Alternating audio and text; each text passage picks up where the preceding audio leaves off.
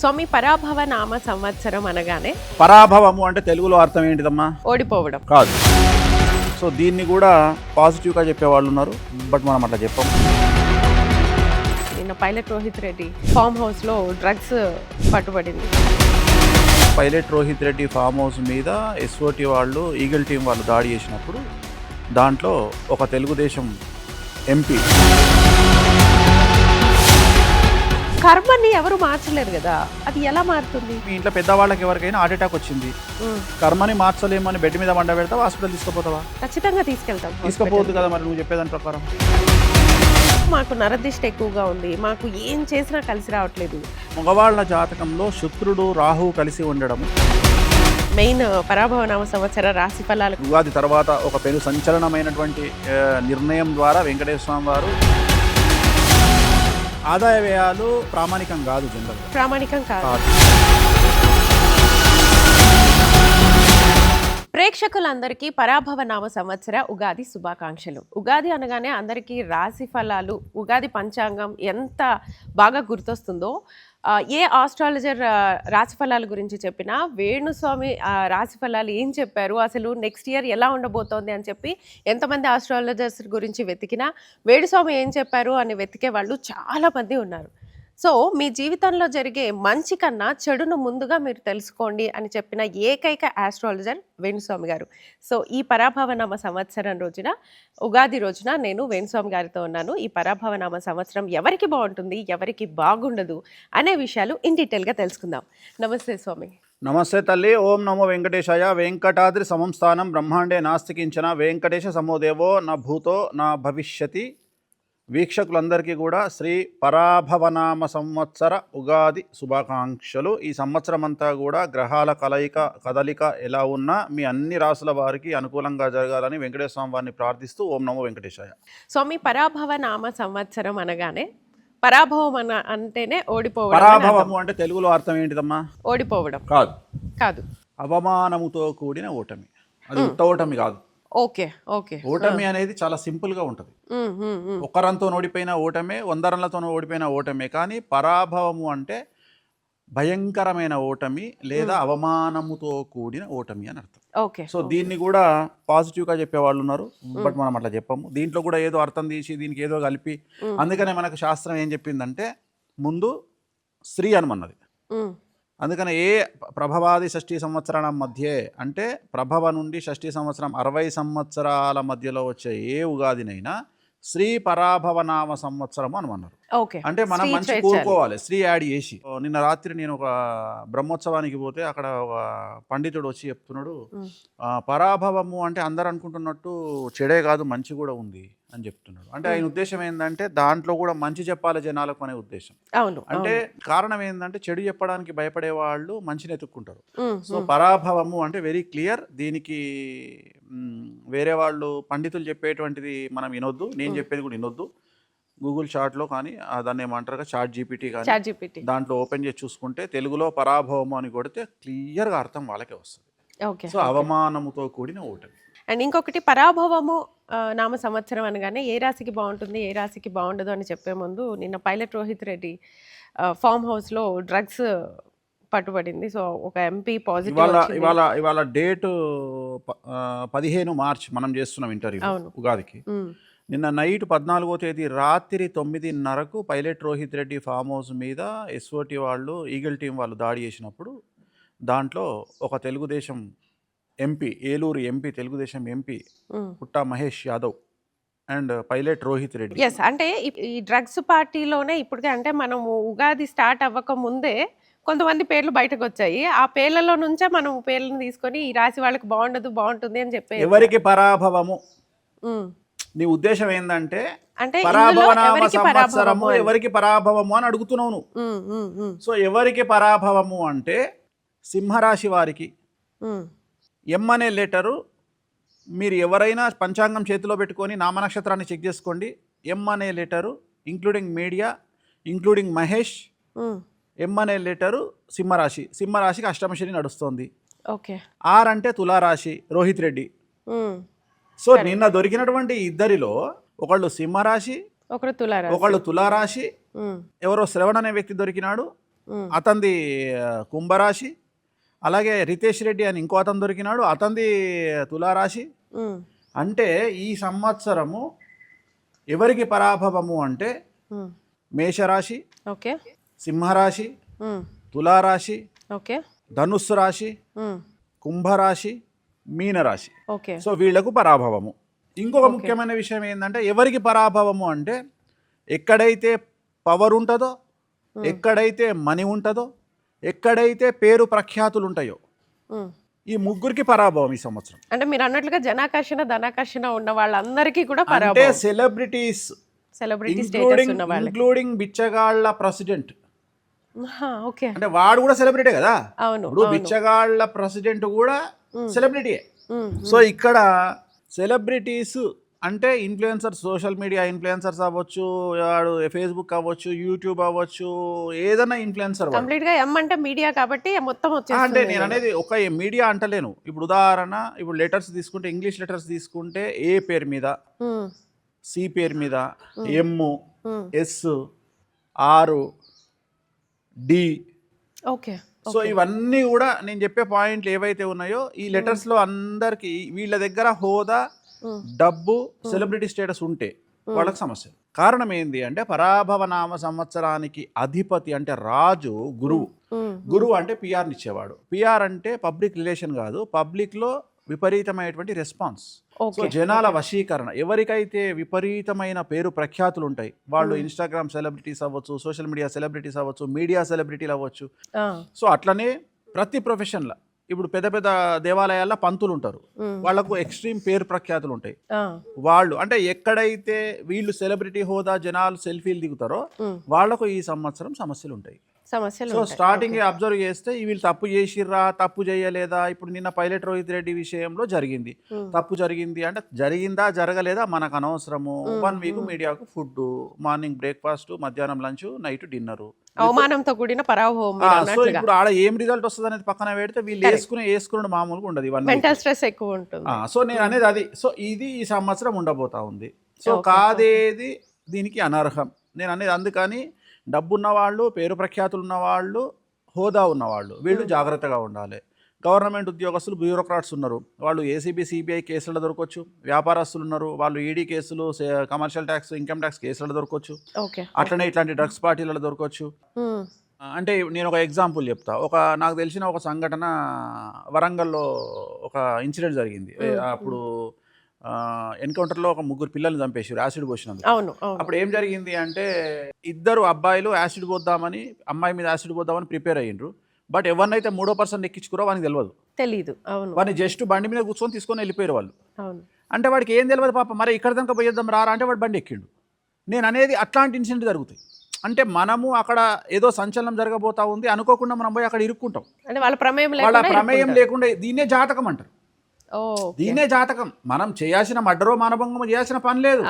నీకు ఇంకొక విషయం చెప్తా. అంటే చాలా విచిత్రమైనటువంటి కేసు. ఇప్పుడు నా దగ్గరికి మొన్న ఒక కేసు వచ్చింది. నేనన్నా అతనికి నువ్వు జైలుకు పోతావు అని చెప్పింది. నీ కారాగార దోషం ఉంది, జైలుకు పోతావు అన్న. జైలుకు పోతావు అంటే అతను ఏమన్నాడంటే, నేను టిఫిన్ సెంటర్ నడిపించుకుంటా అత్తాపూర్లో, పిల్లర్ నెంబర్ ఏదో చెప్పిండు. నేను ఎట్లా జైలుకు పోతా పంతులు, నేను టిఫిన్ నడిపించుకుంటా, టిఫిన్ సెంటర్తో నాకేం పని ఉంటుంది, నేను జైలుకి ఎట్లా పోతా అంటే నాకు తెలియదురా నాయన నేను అన్నా. కానీ నీ జాతకంలో ఉంది అన్నాక వాడు ఏం చేసిండు, 6 నెలల వరకు నాకు కనిపించాలి. 6 నెలల తర్వాత మళ్ళీ అపాయింట్మెంట్ తీసుకొని వచ్చిండు. స్వామి నేను జైలుకు పోయినా. ఎన్ని రోజులు పోయినవరా? 3 నెలలు పోయినా జైలుకు. అరే 3 నెలలు పోయి అంత ఏం తప్పు చేసినవరా? ఏం లేదు స్వామి, ఒక మర్డర్ అయింది, ఇల్లీగల్ అఫేర్ ఏదో మర్డర్ అయింది. వాడు ప్రతిరోజు నా టిఫిన్ సెంటర్కి వచ్చి టిఫిన్ చేసి పోయేది ఆ చంపినోడు. వాడు ఏం చేసిండు, వాటితో నాకు ఫ్రెండ్షిప్ ఏర్పడ్డది. నాకు కన్సర్న్గా ఫోన్ చేసి అన్న నేను మర్డర్ చేసింది అని వాడిని బాధ చెప్పుకున్నాడు. నాకు మర్డర్ అయినాక ఒక అరగంటకు ఫోన్ చేసి నేను మర్డర్ చేసిన అన్న, తప్పు చేసిన అన్న అని వాడు నాకు చెప్పిండు. కానీ పోలీసు కాల్ లిస్ట్లో వాడు దొరికిండు కాబట్టి నన్ను తీసుకుపోయి లోపలేసారు పోలీసు వాళ్ళు. నేను కూడా ఇన్వాల్వ్ అయినా. వితౌట్ ఇన్వాల్వ్మెంట్ వాళ్ళకి సంబంధం లేకుండా ఇన్వాల్వ్ అవుతారు. సో మీరు చెప్పిన రాసులన్నీ కూడా ఇలా ఇరుక్కోవచ్చు. సో నేను అనే పాయింట్ ఏంటంటే కలియుగంలో తెలుగు రాష్ట్రాల్లో మరీ ముఖ్యంగా ఇక్కడ చాలా విచిత్రంగా ఉంటుంది. ఇక్కడ వేణుస్వామి రామ అంటే ఒకలాగా ఉంటుంది, కావలసిన మనుషులు రామ అంటే ఒకలాగా ఉంటుంది. అంటే నేననే రామ బూత్ కిందికి పోతుంది, వాళ్ళు అనుకునేది మంచి కిందికి పోతుంది. అట్లనే ఇక్కడ తెలుగు రాష్ట్రాల్లో 2+2 = 5 ఇది గుర్తుపెట్టుకోవాలి సెలబ్రిటీస్. ఎందుకంటే ఇక్కడ మనం మీడియాను తప్పుపట్టే పరిస్థితి లేదు. కారణం ఏంటి అంటే వాళ్ళకు కూడా కంటెంట్ కావాలి. ఇప్పుడు కంటెంట్ వేసే స్థాయి నుండి కంటెంట్ క్రియేట్ చేసే స్థాయికి వచ్చారు. ఎందుకంటే వాళ్ళని ఏం అనలేం. వాళ్ళు ఏం చేస్తారు, ఒక 2 లీటర్ల పెట్రోల్ తీసుకొని 10 మిల్లీ లీటర్ ఇట్లా చల్లుకుంటూ వస్తారు. ఏది ఫైర్ అయితే దాన్ని లపక్కన అందుకుంటారు. సో వాళ్ళని ఏం తప్పు పట్టలేం. మనము వాళ్ళని తప్పు పట్టడం పక్కన పెట్టి మనల్ని మనం ఎట్లా రక్షించుకోవాలి అనే ఆలోచన చేయాలి. మనల్ని మనం మానసికంగా ఎట్లా రక్షించుకోవాలి, మనల్ని మనం మన కుటుంబాన్ని ఎట్లా కాపాడుకోవాలి, మన ఇంట్లో భార్యా పిల్లల్ని ఎట్లా కాపాడుకోవాలి, సో మానసికంగా ఎట్లుండాలి, సూసైడ్ చేసుకోకుండా, జీవితం సంకనాకిపోకుండా, డిప్రెషన్లకు పోకుండా, వీటన్నిటిని చూస్తూ లైట్ తీసుకొని చాలా కూల్గా ప్రశాంతంగా ఎంజాయ్ చేయడం నేర్చుకోవాలి. అట్లా చేయడం మనం అలవాటు చేసుకోవాలి. నేను మాట్లాడే సెలబ్రిటీల గురించి. నార్మల్ పబ్లిక్ ఏముంది, 1 వీక్ పచ్చళ్ళ ఇష్యూ కాగానే, 1 వీక్ వేణుస్వామి ఇష్యూ కాగానే, 1 వీక్ రోహిల్ రెడ్డి ఇష్యూ కాగానే వాళ్ళు మళ్ళీ 9వ రోజు చూడడు వాడు. 9వ రోజు మామూలు పబ్లిక్ ఏమంటారు, చల్ 8 రోజులు నిజాలు నేను చూడ అంటాడు వాడు. అందుకని కొత్తది కావాలి వానికి.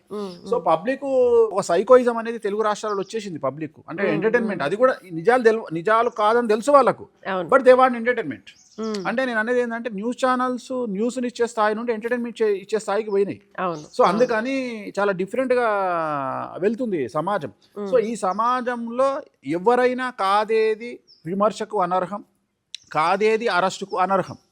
సో ఏదైనా జరగవచ్చు ఇక్కడ. నేను అందుకని ఏం చెప్తున్నా అంటే, మనం తెలుగు స్టేట్లో బ్రతకాలి అంటే ఫస్ట్ థింగ్ మీరు ధైర్యంగా ఉండండి. రెండోది, మీ ఇంట్లో సమస్య వస్తే మీ ఇంట్లోనే సమస్య ఉంది అని ఫీల్ కాకండి. తెలుగు రాష్ట్రాల్లో ప్రతి కొంపలో సమస్య ఉంది. సో ప్రతి మనిషి సమస్యలతో బాధపడుతున్నాడు. కాబట్టి ఇది మాకే వచ్చింది, మేము చచ్చిపోతాము, సూసైడ్ చేసుకుంటే బయటపడతాం, వద్దు. చావు పరిష్కారం కాదు. మీరు రివర్స్లో వెళ్ళండి. ఆఫ్టర్ ఆల్ ఒక చేపనే, పులస లాంటి చేప గోదావరికి అపోజిట్ పోతుంది అంటే మనం ఎంత అగ్రెసివ్గా ఉండాలి. అన్నిటికంటే ముఖ్యము, మన లైఫే, మన పుట్టుకనే ఒక యుద్ధం. 4 లక్షల కణాలు స్పర్మ్ కౌంట్లో కొట్టుకొని 1, 2 సక్సెస్ అయితే మనం పుట్టినాం. సో మన పుట్టుకనే ఒక యుద్ధం అయినప్పుడు, పుట్టిన తర్వాత యుద్ధం చేయడంలో తప్పేముంది. సో ఆ యుద్ధం చేసి సమాజాన్ని ఎదుర్కొని, సమాజానికి వ్యతిరేకమైన దిశలో, నేను అనేది మంచి ఉన్నా చెడు ఉన్నా మనల్ని ఎట్లాగూ టార్చర్ పెడతారు. సో మీరు అబ్జర్వ్ చేస్తే నిండుగా డ్రెస్ వేసుకున్న అమ్మాయిని బనాయించే వాళ్ళు ఎక్కువ ఉంటారు. అదే ఒక మిడ్డీసో మినీసో వేసుకున్న అమ్మాయిని చూడంగానే అరే తోలు తీస్తుందిరా అంటారు. ఒక సేయింగ్ ఉంది, ఐ థింక్ ఇది మంచి సందర్భం అనుకుంటా. అంటే నువ్వు అమ్మాయివి కాబట్టి చెప్పడం మంచి సందర్భము. అంటే మేబీ అమ్మాయిలకు ఉపయోగపడుతుందేమో అనుకుంటున్నాను నేను. బెటర్ ఏ బీచ్ దెన్ ఏ బీచర్. అర్థమైందా? బెటర్ ఏ బీచ్ దెన్ ఏ బిచారి అంటే ఒక అమ్మాయి అట అయ్యో పాపం అనిపించుకునే బదులు అరే డేంజర్ రా అనిపించుకుని బెటర్ అట. ఎగ్జాక్ట్లీ. అవును అవును. ఒక అమ్మాయిగా నేను అడుగుతున్నా తల్లి, కరెక్టా? కరెక్ట్. నాకు ఇంగ్లీష్ పదం అది కరెక్ట్గా నాకు రాదు కాబట్టి నేను బెటర్ ఏ బీచ్ దెన్ ఏ బిచారి. పాపం రా బిచారి రాది అంటే ఒక అమ్మాయి పాపం అనిపించుకునే బదులు డేంజర్ అనిపించుకోవడం బెటర్ అట. ఎగ్జాక్ట్లీ. సో ఈ కలియుగంలో ఇట్లనే ఉండాలని చెప్తున్నాను నేను అమ్మాయిలకు కూడా. అవును. నువ్వు సమాజంతో అట్లనే అనిపించుకో. అరే తన జోలికి పోతే చెప్పు తీసుకుని కొడుతుందిరా, అరే చంపుతుందిరా, అరే తిడుతుందిరా, ఇది నువ్వు అనిపించుకో అమ్మాయిని అంటున్నా. అంటే నువ్వు ఎంత అగ్రెసివ్గా ఉంటే అంత మంచిది. సో సమాజం ఇప్పుడు ఉండాల్సినటువంటిది ఇదే ధర్మం కలియుగంలో. సో ఇప్పుడు మనం ఏదైతే టాపిక్ మాట్లాడుకుంటున్నామో ఇంకా సంచలనాలు ఉంటాయి ఈ సంవత్సరము. సో వెంకటేశ్వర స్వామి వారి హడావిడి ఎక్కువగా ఉంటుంది అండ్ కామాఖ్య హడావిడి ఎక్కువగా ఉంటుంది. సో ఎవరెవరైతే తప్పులు చేసినారో వాళ్ళందరికీ, ఇంకొకటి కలియుగం గురువు కేతువు కాబట్టి దేవాలయాలకు సంబంధించిన సంచలనాలు ఎక్కువగా ఉంటాయి ఈ సంవత్సరం. దేవాలయాలకు సంబంధించిన సంచలనాలు అంటే ఉదాహరణ, ఎక్కడైతే జనాలు గ్యాదర్ అవుతారో, మేబీ అవి పుష్కరాలు కావచ్చు, లేదంటే ఏవైనా పర్వదినాలు కావచ్చు. సో ఏవైనా సంచలనాలు జరిగే అవకాశం ఉంటుంది. సో నాకు తెలిసి ఫస్ట్ స్టార్టింగ్ సంచలనం తిరుమల తిరుపతి దేవస్థానంలకు సంబంధించి ఏదైనా పెను సంచలనమైన నిర్ణయం, ఏదైనా మంచి నిర్ణయం, ఏదైనా ఒక పెను సంచలనాత్మకమైన నిర్ణయంతో ఈ సంవత్సరం ప్రారంభం. చెప్పలేము, అది వెంకటేశ్వరం డిసైడ్ చేస్తాడు, మనం ఎవరమమ్మా. సో ఏదో పెను సంచలనం, ఉగాది తర్వాత ఒక పెను సంచలనమైనటువంటి నిర్ణయం ద్వారా వెంకటేశ్వర స్వామి వారు తన ఉనికిని కాపాడుకుంటారేమో నాకు తెలిసి.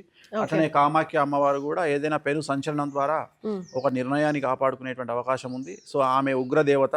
వెంకటేశ్వర స్వామి ఏం చేస్తాడంటే చెంపమించి కొట్టి వదిలిపెడతాడు, కానీ కామాఖ్య ఏం చేస్తుందంటే పాయింట్ బ్లాంక్ రేంజ్లో డైరెక్ట్ గన్ను పెట్టి లేపిస్తుంది. ఆమె ఉగ్రదేవత కదా. సో ఈయన వెంకటేశ్వర స్వామి సాత్విక దేవత, ఈయన జనరల్గా చెంపమించి కొట్టి వదిలేస్తాడు. ఓకే. అండ్ ప్రధానంగా మీ ఫేస్బుక్ క్యాప్షన్ చూస్తే మీ జీవితంలో జరిగే మంచి కంటే చెడును ముందుగా తెలుసుకో అని చెప్పారు. కీడెంచి మేలించాలి అని పెద్దలు ఎప్పటి నుంచో చెప్తూనే ఉన్నారు, కానీ దాని మీద ఎవరు ఫోకస్ చేయలేదు. దాన్ని ఎక్కువగా ఫోకస్ చేసింది మీరు. అండ్ ఎందుకు ముందే చెడుని తెలుసుకోవాలి? ఒకవేళ చెడుని తెలుసుకుంటే ఆ ఫ్యూచర్ గురించిన భయము ప్రజెంట్ మీద పడుతుంది కదా, ఎందుకు తెలుసుకోవాలి? చాలాసార్లు చెప్పినా, ఇప్పుడు కూడా చెప్తున్నా. ఇప్పుడు నువ్వు ఇక్కడ కూర్చున్నావు, నీ శత్రువు ఉమ్, ఒక హాకీ స్టిక్ తీసుకొని నిన్ను కొట్టడానికి వస్తున్నాడు ఉమ్, నీ వెనకాల నుండి, అవును, నేను చూస్తున్నా. ఓకే. నీకు దెబ్బ పడ్డప్పుడు హాకీ స్టిక్తో నీ ఈపులా ఉమ్, ఫిజికల్గా నువ్వు అనుభవించేటువంటి దెబ్బ కంటే, బాధ కంటే అన్ఎక్స్పెక్టెడ్గా నీ మీద పడ్డ ఫియర్ ఎక్కువ ఉంటుంది. ఒప్పుకుంటావా ఒప్పుకోవా? అవును, అవును, ఫిజికల్గా నీకు కలిగిన బాధ, నొప్పి, వాత ఇవన్నీ కూడా 10%. ఉమ్, బట్ అన్ఎక్స్పెక్టెడ్గా నీకు తగిలిన దెబ్బ తాలూకు ఎఫెక్ట్ ఎంత ఉంటుంది? 90% షాక్ ఉంటుంది. అవును, ఒప్పుకుంటావు కదా? కరెక్ట్. సో నేను చెప్పేది నిజమా అబద్ధమా అనేది నువ్వు నమ్మగలగాల.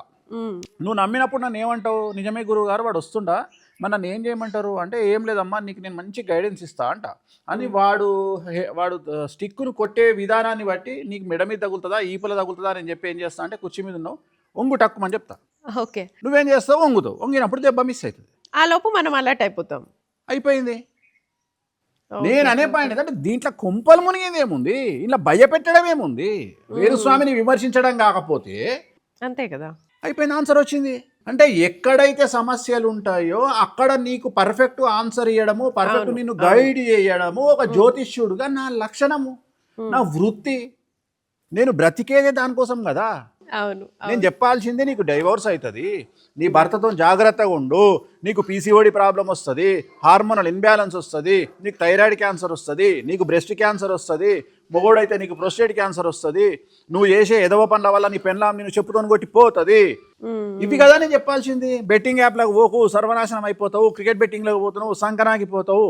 ఇవి కదా నేను చెప్పాల్సింది.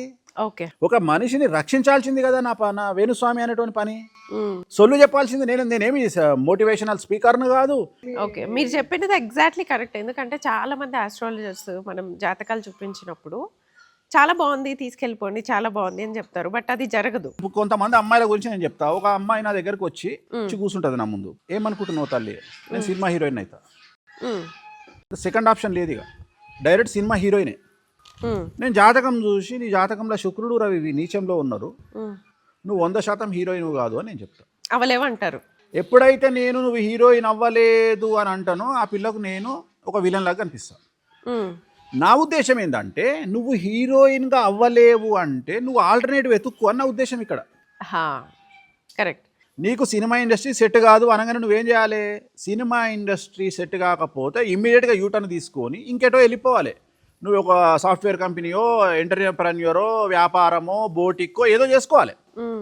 కానీ ఈ అమ్మాయి నా దగ్గరకు వచ్చిన అమ్మాయి ఏం చేస్తుంది? నువ్వు సినిమా హీరోయిన్ సెట్ కాదు అనగానే వేణుస్వామి వేస్ట్ కాడు అని బయటికి పోయి లంగమాటలన్నీ నా గురించి చెప్తాను. అంటే మీరు ఒకవేళ కాని పని కూడా మీరు పూజలు చేసి చేయిస్తారన్న నమ్మకం. అంటే యోగం లేకపోతే నేను అందుకని ఏమన్నా నీకు రవి శుక్రుడు బాగలేడని చెప్తున్నా ఇక్కడ. ఓకే. ఇప్పుడు నీ జాతకంలో యోగం ఉండి నువ్వు the way you are approaching, the way you are going to the ఏమన్నప్పుడు నీకు కొన్ని లక్షణాలు ఉండాలా. నేను అనేది ఏంటంటే, నీ బాడీ ఫిజిక్, నీ కలరు జనాలు చూడరు, కెమెరా చూస్తుంది. ఇప్పుడే కానీ హీరోయిన్ అవ్వాలంటే మనకు అందంగా కనిపించాల్సిన పని లేదు, కెమెరా కనిపిస్తే చాలు. ఈ విషయం చాలా మంది మర్చిపోతారు. సో చాలా అందంగా ఉన్నటువంటి అమ్మాయి కూడా కెమెరా ముందు బాగా కనిపించదు. సో అసలు భయంకరమైన అమ్మాయి కూడా ఫోటో ముందు, కెమెరా ముందు చాలా అందంగా కనిపిస్తుంది. సో నేనేమంటా అంటే, మన కళ్ళతో చూసే అమ్మాయి హీరోయిన్ కాదు, కెమెరా చూసే అమ్మాయి హీరోయిన్ అవుతుంది. నీ జాతకంలో రవి శుక్రుడు బాగుండాలి, అప్పుడు నువ్వు హీరోయిన్ అవుతావు. సో హీరోయిన్ కావాలంటే నీ కష్టపడే తత్వము 88% భగవంతుడు ఇచ్చిన, 12% నువ్వు పడే కష్టం ఉంటుంది. సో ఇప్పుడు చూస్తున్న హీరోయిన్లు అందరూ వాళ్ళు చేసే జిమ్ కానీ, వాళ్ళ జీరో సైజ్ కానీ, మీరు వాళ్ళు చూసే వర్కౌట్ గురించే చూస్తారు కానీ వాళ్ళు జీవితాన్ని, తిండిని చంపుకునే విధానాన్ని మీరు చూడరు. నేను చూస్తా. సో నేను అనేది ఏంటంటే, ఆ కష్టం చాలా వర్ణనాతీతం. అంటే ఆ డైటింగ్ అనేది వర్ణనాతీతం. అది దాన్ని మీరు పట్టించుకోరు. జాన్ అబ్రహామును నీ ₹1,00,00,000 ఇస్తే నువ్వు 2 గులాబ్ జాములు తింటావని అడుగుతాడు. 2 గులాబ్ జాములు నేను తినా అంటాడు. ఆయన రసగుల్లా తినక 20 సంవత్సరాలు అయిందంట. ఆయన పన్నీర్ బటర్ మసాలా కానీ, చికెన్ బటర్ మసాలా కానీ తినక 20 సంవత్సరాలు అయిందంట. డెడికేషన్ అది. నిన్న డెడికేషన్ అది. ఎట్లుంటాడు జాన్ అబ్రహాం ఇప్పుడు కూడా? రేఖ ఎట్లా ఉంటుంది? నేను అదే మలైకా అరోరా ఎట్లా ఉంటుంది, నేను అనేది అదొక సిస్టమ్ అమ్మ అది. అంటే నేను ఒక 2000 సినిమాలకు ముహూర్తం పెట్టిన వ్యక్తిగా ఒక హీరో అంటే ఏంది, హీరోయిన్ అంటే ఏంది, వాళ్ళు ఏ ఫిజిక్లు ఉండాలి, ఎట్లుండాలి నాకు తెలుసు. నేను జాతకాన్ని విశ్లేషించి నీకు ఆ మాట చెప్పగానే అమ్మాయి కోపం వస్తుంది. ఇక చూడు భగవంతుడు ఏం చేస్తాడు అంటే, గేమింగ్ ఎట్లుంటుంది అంటే, ఈ అమ్మాయి నా దగ్గర నుండి వెళ్ళిపోగానే ఒక తెలుగు సినిమాలో ఒక క్యారెక్టర్ పడుతుంది. వేణుస్వామి లేదన్నారు. ఒక క్యారెక్టర్, అది కూడా ఎట్లాంటి క్యారెక్టర్ అంటే, ఆహాలను ఏదో ఓటీటీలో ఒక ముగ్గురు హీరోయిన్లలో ఈ అమ్మాయి, ముగ్గురు హీరోయిన్లు అన్నారు, ముగ్గురు క్యారెక్టర్లలో ఈ అమ్మాయిది ఒక క్యారెక్టర్ పడంగానే ఈ అమ్మాయి ఏమంటది అంటే, ఆడు దొంగ నా కొడుకు, నేను హీరోయిన్ అయిపోయినా వేణుస్వామి గానికి జాతకం రాదు, వాడు వేస్ట్ కాడని ఈ అమ్మాయి తనకు సంబంధించిన ఒక 1000 మంది దగ్గర చెప్పేస్తుంది. ఎందుకంటే ఈ అమ్మాయి మత్తులు ఉంటుంది. ఈ అమ్మాయి ఎట్లుంటుంది అంటే, ఓటీటీ ప్లాట్ఫామ్లో ఒక వెబ్ సిరీస్ వస్తుంది, నేను హీరోయిన్ అయిపోయినా అని చెప్పి అయిపోతుంది. అయిపోయినాక మనకున్న ఇన్ఫ్లుయెన్స్ ఉపయోగించి, సరే ఈ అమ్మాయి వెబ్ సిరీస్ చేస్తుంది కదా అని చెప్పేసి మనము ఫోన్ చేసి, సరే నా జాతకం బాగాలేదు, నేను చెప్పింది బాగాలేదు, నిజమే అమ్మాయికి యోగం ఉందేమో అని మనం అనుకొని తప్పు కావచ్చు కదా, సంచలనం. ఇప్పుడు నా తప్పు అయితే సంతోషం. మీరు కూడా అలా అనుకున్నారా? కొన్ని ఏమన్నా మీరు చెప్పిన ప్రిడిక్షన్? నేను ప్రతి ప్రిడిక్షన్ తప్పు కావాలని కోరుకుంటా. ఎందుకంటే నాకు ప్రిడిక్షన్ నిజం అవ్వడం నాకు వద్దు, అవతలోడు సేఫ్ అవ్వడం కావాలా, సేఫ్ అవ్వడం ముఖ్యం. కానీ ఇప్పుడు భార్యాభర్తలు విడిపోమనగానే విడిపోతే నాకు సంతోషం కాదు, విడిపోకుండా వేణుస్వామిని తిడితే సంతోషం. ఎందుకంటే వాళ్ళు బతికున్నారు, కలిసి ఉన్నారు అనేది ఉద్దేశం నాకు. అట్లనే నువ్వు చచ్చిపోతావు అంటే ఆడు ఇంకా 10 కాలాల పాటు బ్రతకాల. కానీ జనాలకు అది అర్థం కాదు. ఎందుకంటే నా వృత్తి ఒక పురోహితుడు, అంటే నేను బ్రాహ్మణ పుట్టుక పుట్టినప్పుడు బ్రాహ్మణుడి లక్షణం ఏంటి అంటే పురహితాన్ని కోరుకోవాలి. వాడు ఎవడైనా సరే, శత్రువునైనా సరే మంచి కోరుకునేది నా ధర్మం, నా బ్లడ్. సో నేను అదే చేయాలి. సో నేనేం చేస్తా, అమ్మాయి ఒక ఓటీటీలో పనిచేస్తుంది కదా అని ఎవరో నాకు ఇంటర్నేషనల్, ఆస్ట్రేలియా, అమెరికా నుండి ఎవరో ఫోన్ చేసి, గురుగారు ఎవరైనా మనకు తెలిసిన అమ్మాయిలు ఉన్నారా అనగానే ఈ అమ్మాయికి ఫోన్ చేసి, అమ్మ ఇట్లా ఎవరో మనకు తెలిసిన వాళ్ళు ఓటీటీ ఏదో వెబ్ సిరీస్ తీస్తున్నారు అంటే, ఆల్రెడీ మేము వెబ్ సిరీస్ చేసింది కదా. సో మనం అడిగితే, లేదండి నేను చేయట్లేదు ఇప్పుడు. అంతే. ఎందుకు అమ్మా అంటే, లేదండి నేను నెక్స్ట్ త్రివిక్రమ్ సినిమాలో హీరోయిన్గా చేయబోతున్నా మహేష్ బాబు పక్కన, లేకపోతే అల్లు అర్జున్ పక్కన సినిమా బుక్ అయిందండి, నాకు బుక్ అవుతుంది, నేను ట్రై చేస్తున్నాను, చిన్న సినిమాలు చేయట్లేదు. ఎందుకంటే ఎప్పుడైతే ఈ అమ్మాయికి ఎర వేస్తాడు, చేపను పట్టాలంటే ఎర, ఆ ఎరకు చేప ముందుకు వస్తుంది. అట్లనే ఈ అమ్మాయి జీవితాన్ని నాశనం చేయాలి అంటే, ఈ ఓటీటీలో పడ్డ క్యారెక్టర్ అనేది ఆ అమ్మాయి జీవితాన్ని నాశనం చేయడానికి వచ్చినటువంటి ఒక ఎర. ఇది కూడా గ్రహాలకి సంబంధించే వస్తుంది. ఎస్, నిన్ను సైడ్ ట్రాక్ తప్పియడానికి భగవంతుడు ఆడినటువంటి గేమ్లో భాగంగా నిన్ను సినిమా ఇండస్ట్రీ వైపు తీసుకెళ్ళి అక్కడ నిన్ను లాక్ చేసిండు. నువ్వేం చేస్తావు, నిన్ను తీసుకుపోయి డైరెక్ట్గా తీసుకుపోయి 0 నుండి 20లో పెట్టిండు. 20లో పెట్టంగానే నువ్వేమనుకుంటావు అంటే, డైరెక్ట్ నీ నెక్స్ట్ టార్గెట్ 200. ఇక నువ్వేం చేస్తావు, నెక్స్ట్ సినిమా రాజమౌళి. నువ్వు నమ్మమ్మ, వాళ్ళు మాట్లాడుతుంటే షాక్ అనిపిస్తుంది. ఇంకా అంతే. ఇక వేణుస్వామి లాంటోడు బాగలేదన్నాక కూడా నా జాతకంలో ఒక అవకాశం వచ్చింది అంటే ఖచ్చితంగా నేను ఎక్కడో ఉంటా ఇంకా. కానీ అరే ఇది ఏదో జరగబోతుంది నా లైఫ్లో నెగిటివ్ అని అమ్మాయి ఆలోచించదు. సో అప్పుడు ఏం చేస్తుంది అమ్మాయి, ఈ సినిమా చేసి నెక్స్ట్ సినిమా సొంతగానే బంద్ అవుతుంది. అవును, ఇది చాలా మంది విషయంలో జరిగింది. ఇది ఇప్పుడు ప్రొడ్యూసర్ ఆస్పెక్ట్స్లో నేను ఆలోచించే విధానం ఏంటంటే, నీకు రూపాయి ఇవ్వకుండా నిన్ను సినిమాకు వాడుకున్నాడు. అవును, నా ఉద్దేశం ప్రకారం. అవును, కొన్ని సినిమాలు ఎట్లుంటాయి అంటే, ఎవరిని పెట్టినా హిట్ అయ్యే సినిమాలు ఉంటాయి. అవును అవును. సో నేను అనేది ఏంటంటే, అట్లాంటి సినిమాలు పడ్డప్పుడు అందులో ఏ అమ్మాయి వచ్చినా, ఏ అమ్మాయి యాక్టింగ్ చేసినా సినిమా హిట్ అవుతుంది. కానీ నెక్స్ట్ సినిమా నీకు దొరకాలి కదా, నెక్స్ట్ వెబ్ సిరీస్ నీకు దొరకాలి కదా. నేను అనేది నువ్వేం చేస్తున్నావు. సో అక్కడ నేను చెప్పిన జాతకము ఆ 10 సంవత్సరాల తర్వాత అప్పుడు ఆ అమ్మాయి రియలైజ్ అవుతుంది. ఎందుకు, అప్పటికి ఏజ్ అయిపోతుంది, గేజ్ అయిపోతుంది, అన్నీ అయిపోయిన తర్వాత వేణుస్వామి చెప్పింది మనం వినాల్సింది. అంటే నేనేమంటా అంటే, మగవాడికి ఆడవాళ్లకు ఉన్న తేడా ఒకటి ఉంది. మగవాడు ఏజ్తో సంబంధం లేకుండా డబ్బు సంపాదిస్తే చాలు. ఒక అమ్మాయి ఒక అబ్బాయిని అమెరికాలో నీ ఏజ్ ఎంత అని అడుగుతుంది. నా ఏజ్ 10 మిలియన్ అంటాడు. 10 మిలియన్ బ్యాంక్ బ్యాలెన్స్ అంటాడు. అది మగవాడి ఏజ్. ఒక మగవాడిని ఇప్పుడు తెలుగు రాష్ట్రాలలో మగవాడు ఉన్నాడు, నువ్వు నీ ఏజ్ ఎంత అంటే 15 కోట్ల బ్యాంకు బ్యాలెన్స్, ఒక 3 బెడ్రూమ్ విల్లా, ఒక BMW కారు, నా age. Oh that is a good age. Okay okay. మగవాడికి ఏజ్తో సంబంధం లేదు. 60 ఏళ్ళ ముసలోడైనా ఈ ఆన్సర్ చెప్పొచ్చు అమ్మాయికి, 20 ఏళ్ళ అమ్మాయికి. కానీ అమ్మాయి చెప్పలేదు. అవును, అమ్మాయికి ఏం కావాలి, అందం, ఫిజిక్. అమ్మాయికి అవే పెట్టుబడి. నేను అనేది ఏంటంటే నువ్వు తీసుకునే నిర్ణయము సరి అయిన సమయంలో అమ్మాయి తీసుకోవాలి. ఎందుకంటే అమ్మాయికి డే బై డే ప్రకృతి పరంగా ఉన్నటువంటి ధర్మాల కారణంగా కావచ్చు, లేదా ఈ దరిద్రపు కొట్టు సమాజం వల్ల కావచ్చు, లేకపోతే కాంపిటీషన్ వ్యవస్థ వల్ల కావచ్చు, అమ్మాయి తీసుకునేటువంటి కాంపిటీషన్ స్పిరిట్తోని తన ఆరోగ్యాన్ని కోల్పోయే అవకాశం ప్రస్తుత దేశకాలమాన పరిస్థితులలో ఉన్నది. ఎందుకంటే పక్కోడు క్రెటా కారు కొంటే ఈ అమ్మాయి బెంజో BMW కొనాలనుకుంటది కాబట్టి స్ట్రెస్ తీసుకుంటది. రెండోది, భార్యలకు సహకరించే భర్తలు సమాజంలో చాలా తక్కువ. చాలా మందికి తెలియదు. రెండవది, ఎక్కడైతే డబ్బు ఉంటుందో అక్కడ ఈగో ఉంటుంది, జెలస్ ఉంటుంది. పెళ్ళైనటువంటి అమ్మాయిలు నా దగ్గరకు వచ్చి నాకు మా ఆయనకు పడతలేదు అంటే నేను ఒకటే మాట చెప్తా, 1% అనే ఛాన్స్ ఉందని అడుగుతా కలవడానికి. అంటే ఛాన్సే లేదు, టేక్ ఎ డిసిషన్. బట్ చాలా మంది చెప్పరు కదా స్వామి, మీరు ఎందుకు చెప్పారు అంటే కలిసి ఉండండి అని చెప్తారు. ఎందుకు కలిసి ఉండాలి అంటే ఈ జనరేషన్ లో నాకు తెలుసు ఆ ప్రాబ్లం ఏందో. జూబ్లీహిల్స్, బంజారా హిల్స్ లాంటి ఇళ్లలో కొన్ని వందల కోట్ల రూపాయలున్న ప్రాపర్టీస్లో ఇళ్లలో యజమానులు ఎట్లుంటారు అంటే ఒకటే ఇంట్లో ఉంటారు, డివోర్స్ తీసుకుంటారు. అంటే ఇప్పుడు అమెరికాలో నాకు తెలిసినటువంటి ఒక 5,000 జంటలు ఇవాళ నాకు తెలుసు సైలెంట్ డివోర్స్ అంటారు. ఇప్పుడు ఇవన్నీ మామూలు జనాలకు చెప్తే అర్థం కాదు. నాకు తెలుసు, నేను మాట్లాడుతుంటా వాళ్ళతో. అంటే మీరు చెప్పే ప్రతిదీ ప్రాక్టికల్ గా చెప్తున్నారు కదా, ప్రాక్టికల్ గానే ఉంటుంది, అన్ని ప్రాక్టికల్ గా. నేను అనేది ఏంటంటే ఇప్పుడు అమెరికాలో భార్య పిల్లలు తీసుకొని ఉంటుంది, ఒకటే ఇంటి ఉంటుంది, భర్త ఒకటే ఇంట్లో ఉంటాడు, వాళ్ళు ఫ్రెండ్స్ లాగా మాట్లాడుకుంటారు. అవును, పిల్లలు కలుస్తూ ఉంటారు. వాళ్ళని ఎవరు కలుపుతుంది తెలుసా? మనీ కలుపుతుంది. ఎందుకు కలుపుతుంది అంటే వీళ్ళిద్దరు సపరేట్, ఆల్రెడీ ప్రాపర్టీ ఇద్దరు పేరు మీద ఉంటారు. అక్కడ మనలాగా ప్రాపర్టీ నీది నువ్వు తీసుకొని అది నేను తీసుకుంటా అంటే నడవది. దానికి ఒక లీగల్ పేపర్స్ వ్యవస్థ పెద్దగా ఉంటుంది. అందుకని ఆ ప్రాపర్టీ కోసం ఈ ప్రాపర్టీ మనం ఓన్ చేసుకొని ఎప్పుడో అమ్ముకున్న నాడు చెరసగం తీసుకుందామని ఇద్దరు కలిసి ఉంటారు ఒకటే ఇంట్లో. మనీ కలుపుతుంది. కానీ అదే నా దగ్గరకు వచ్చినటువంటి ఒక అమ్మాయికి, అమ్మ నీకు ఏం కావాలి తల్లి, నేను ఒకటే స్ట్రేట్ అవే, నీకు ఏంది పరిస్థితి, నీ కండిషను అంటే ఇప్పుడు ప్రజెంట్ నీకు ఎంత ఏజ్? 30 ఏళ్ళు. అమ్మ చూడడానికి మంచిగా ఉన్నావు, ఏజ్ ఉంది, జాబ్ చేసుకుంటున్నావు.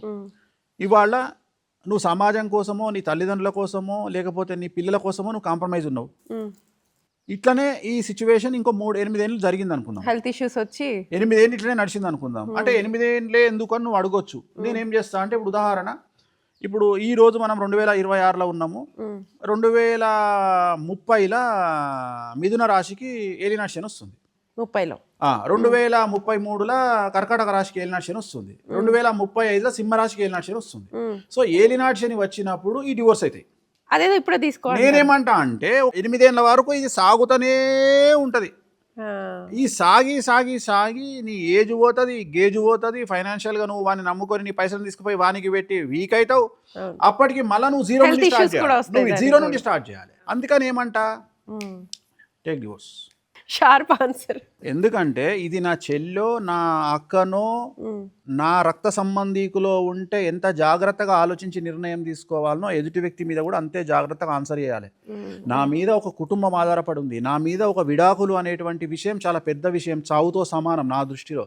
అయినా నేను ఒక మనిషికి అలాంటి సలహా ఇస్తున్నా అంటే నేను ఎంత హోంవర్క్ చేసి ఉంటే నేను ఇస్తా, వాళ్ళ జాతకం మీద ఎంత హోంవర్క్ చేసి ఉంటే నేను ఇస్తా. ఓకే. సో అడ్వైజ్ ఇచ్చినప్పుడు అమ్మాయి ఏం చేస్తుంది, నా మాటిని అమ్మాయి అయితే డివోర్స్ తీసుకుంటుంది. డివోర్స్ తీసుకోగానే ఏమవుతుంది తెలుసా, ఒక రకమైనటువంటి ప్రసూతి వైరాగ్యము, శ్మశాన వైరాగ్యము అని ఉంటుంది. అవును. శ్మశానం పోయి రాగానే ఏం జీవితం రా అని ఒక గంట సేపు సొల్లు పురాణం చెప్పుకుంటారు. మళ్ళీ తర్వాత కాఫీ తాగుదామా, ఛాయ్ తాగుదామా. అట్లనే ఇది కూడా ఎట్లుంటుంది అంటే డివోర్స్ కాకముందు అమ్మాయి వచ్చి కూర్చొని ఇక చాలు స్వామి నా జీవితంలో పెళ్లి చేసుకొని అంటది. డివోర్స్ అయినాక 2 నెలలకే పెళ్ళి అవుతుంది. అవునా? కామన్ అంటే కామనే కదా, లైఫ్ స్టైల్ కదా, రాజుపోతే రాజ్యం అవుతుందా? నేను అనేది ఏంటంటే నడుస్తూనే ఉంటుంది, ప్రపంచం నడుస్తూనే ఉంటుంది. సో ఆమెకు ఆ డివోర్స్ తీసుకున్నప్పుడు వ్యక్తిగతంగా నేను ఇచ్చే కౌన్సిలింగ్ ఉంది చూసినావా, అది ఆమె నిలబెడుతుంది. ఈ కౌన్సిలింగ్ గురించి మాట్లాడాలి. ఎందుకంటే ఆస్ట్రాలజర్ అంటే మీకు కానీ ఎవరికైనా సరే జాతకాలు చూసినప్పుడు ఏం జరుగుతుంది అనేది తెలుస్తుంది. అంటే నెక్స్ట్ ఈ మనిషి చచ్చిపోతాడా, డివోర్స్ తీసుకుంటారా, లేకపోతే కాలసర్ప దోషం ఉందా, ప్రతిదీ తెలుస్తుంది. బట్ ఎవరు చెప్పరు, మీరు చెప్పినంత ఓపెన్గా ఎవరు చెప్పరు. అది చెప్పడంలో కూడా మళ్ళీ మీరు దాన్ని ఏమంటారు, కౌన్సిలింగ్ ఇస్తారు. అది ఎలా సాధ్యమవుతుంది అసలు? అంటే మీకు తెలుస్తుంది కానీ అది కౌన్సిలింగ్ కూడా పాజిటివ్గా ఇవ్వడం అనేది, సైకలాజికల్గా కౌన్సిలింగ్ ఇవ్వడం అనేది ఎలా సాధ్యమవుతుంది అసలు? అంటే హీరోయిన్ కాదు అని చెప్పిన వేణుస్వామి గురించి ఇంతకుముందు మాట్లాడినా, బట్ నీ ఫ్రెండ్ని హీరోయిన్గా చేయమని చెప్పిన బతిమలాడిన. అవునా? బతిమలాడి హీరోయిన్గా చెయ్యి, నువ్వు హీరోయిన్ మెటీరియల్, నీ జాతకంలో హీరోయిన్ అయ్యే యోగం ఉంది అని చెప్పిన. అప్పుడు ఆ అమ్మాయి నీ ఫ్రెండ్ అనుష్క కంటే అందంగా ఉంటుంది. జాతకం చూసి నేను ఏమన్నా అంటే నీకు హీరోయిన్ లక్షణం ఉంది పొమ్మన్నా. నేను పోను అన్నది. ఏం చేసింది? పెళ్లి చేసుకో. పెళ్లి చేసుకుంది. ఏమైంది? డివోర్స్ అయింది. అంటే నేను అనేది, బట్ ఆ రోజు నుండి ఈ రోజు వరకు నాతో ట్రావెల్ చేస్తుంది, నేను కౌన్సిలింగ్ ఇస్తున్నా. ఇవాళ ఏ స్టేజ్లో ఉంది? అవును, ఫైనాన్షియల్గా ఇవాళ ఏ స్టేజ్లో ఉంది? మీరు చెప్పారని కూడా నాతో చెప్పింది. అంటే చాలామంది ఏం చేస్తారంటే నాలెడ్జ్ లేని వాళ్ళు సొంతం ఇల్లు ప్లాన్ చేసుకుంటారు. సొంతం ఇల్లు ఎప్పుడు ప్లాన్ చేయొద్దు. మిడిల్ క్లాస్ వాళ్ళకి అదే కదా ఇంపార్టెంట్. సొంతం ఇల్లు అదే చెప్తున్నా. నేను మిడిల్ క్లాస్ గురించి మాట్లాడతలేను. When you are going to rich, పెద్ద లెవెల్ పోతున్నప్పుడు నువ్వు హైదరాబాద్లో మార్వడీస్ని తీసుకో. 99 మంది మార్వడీస్ ఇల్లు కొనుక్కోరు, అవును, కిరాయిలో ఉంటారు. అవును. ఇప్పుడు నీకు 100 మంది తెలుసు. ఈ 100 మందిలో 99 మంది దగ్గరికి నువ్వు పోతావు, ఒక్కడే మీ ఇంటికి వస్తాడు. అంటే మీ ఇల్లు చూసే అవకాశం ఒక్కరికే ఉంది 100 మందిలో. బట్ నీ కార్ చూసే అవకాశం 99 మందికి ఉంది. అందుకని కార్ చూపించు. అర్థమైందా? ఇప్పుడు మీ ఇంటికి సత్యనావతానికి ఒక పంతులు వచ్చిండు, సైకిల్ మీద వచ్చిండు, బండి మీద వచ్చిండు, కార్లో వచ్చిండు. సైకిల్ మీద వచ్చినానికి సత్యనావతానికి 1000 రూపాయలు ఇస్తావు, బండి మీద వచ్చినానికి 2000 ఇస్తావు. ఉసుకున్న వాడు ఇన్నోవాలో వచ్చాడు అనుకో, సచ్చుకుంటూ నీ దగ్గర ఉన్నా లేకున్నా 3000 ఇస్తావు. ఎందుకు? పంతులకు కాదు వాల్యూ కారుకు. It's all about maintenance. నేను అందుకని నువ్వు ఫస్ట్ కారు కొనమని చెప్తా. సో నేను ఇచ్చే కౌన్సిలింగ్ ఆ లెవెల్ ఉంటుంది. ఇంత నెగిటివ్ చెప్పే వేణుస్వామి పాజిటివ్ చెప్తే ఎట్లుంటుంది? అంటే ప్రతి ఒక్కరూ లైఫ్లో ఒక ఏజ్, ఏ ఏజ్లో జరగాల్సిన ముచ్చట ఆ ఏజ్లో జరగాలంటారు కదా. ఆ ఏజ్లో జరగకపోతే సమాజం చూసే చూపులు ఎలా ఉంటాయో మీకు తెలియంది కాదు. మరి దానికి ఆపోజిట్గా వెళ్ళమంటున్నారు కదా. సమాజం గురించి పట్టించుకోవద్దనే కదా మనం మొదటి నుండి చెప్పేది.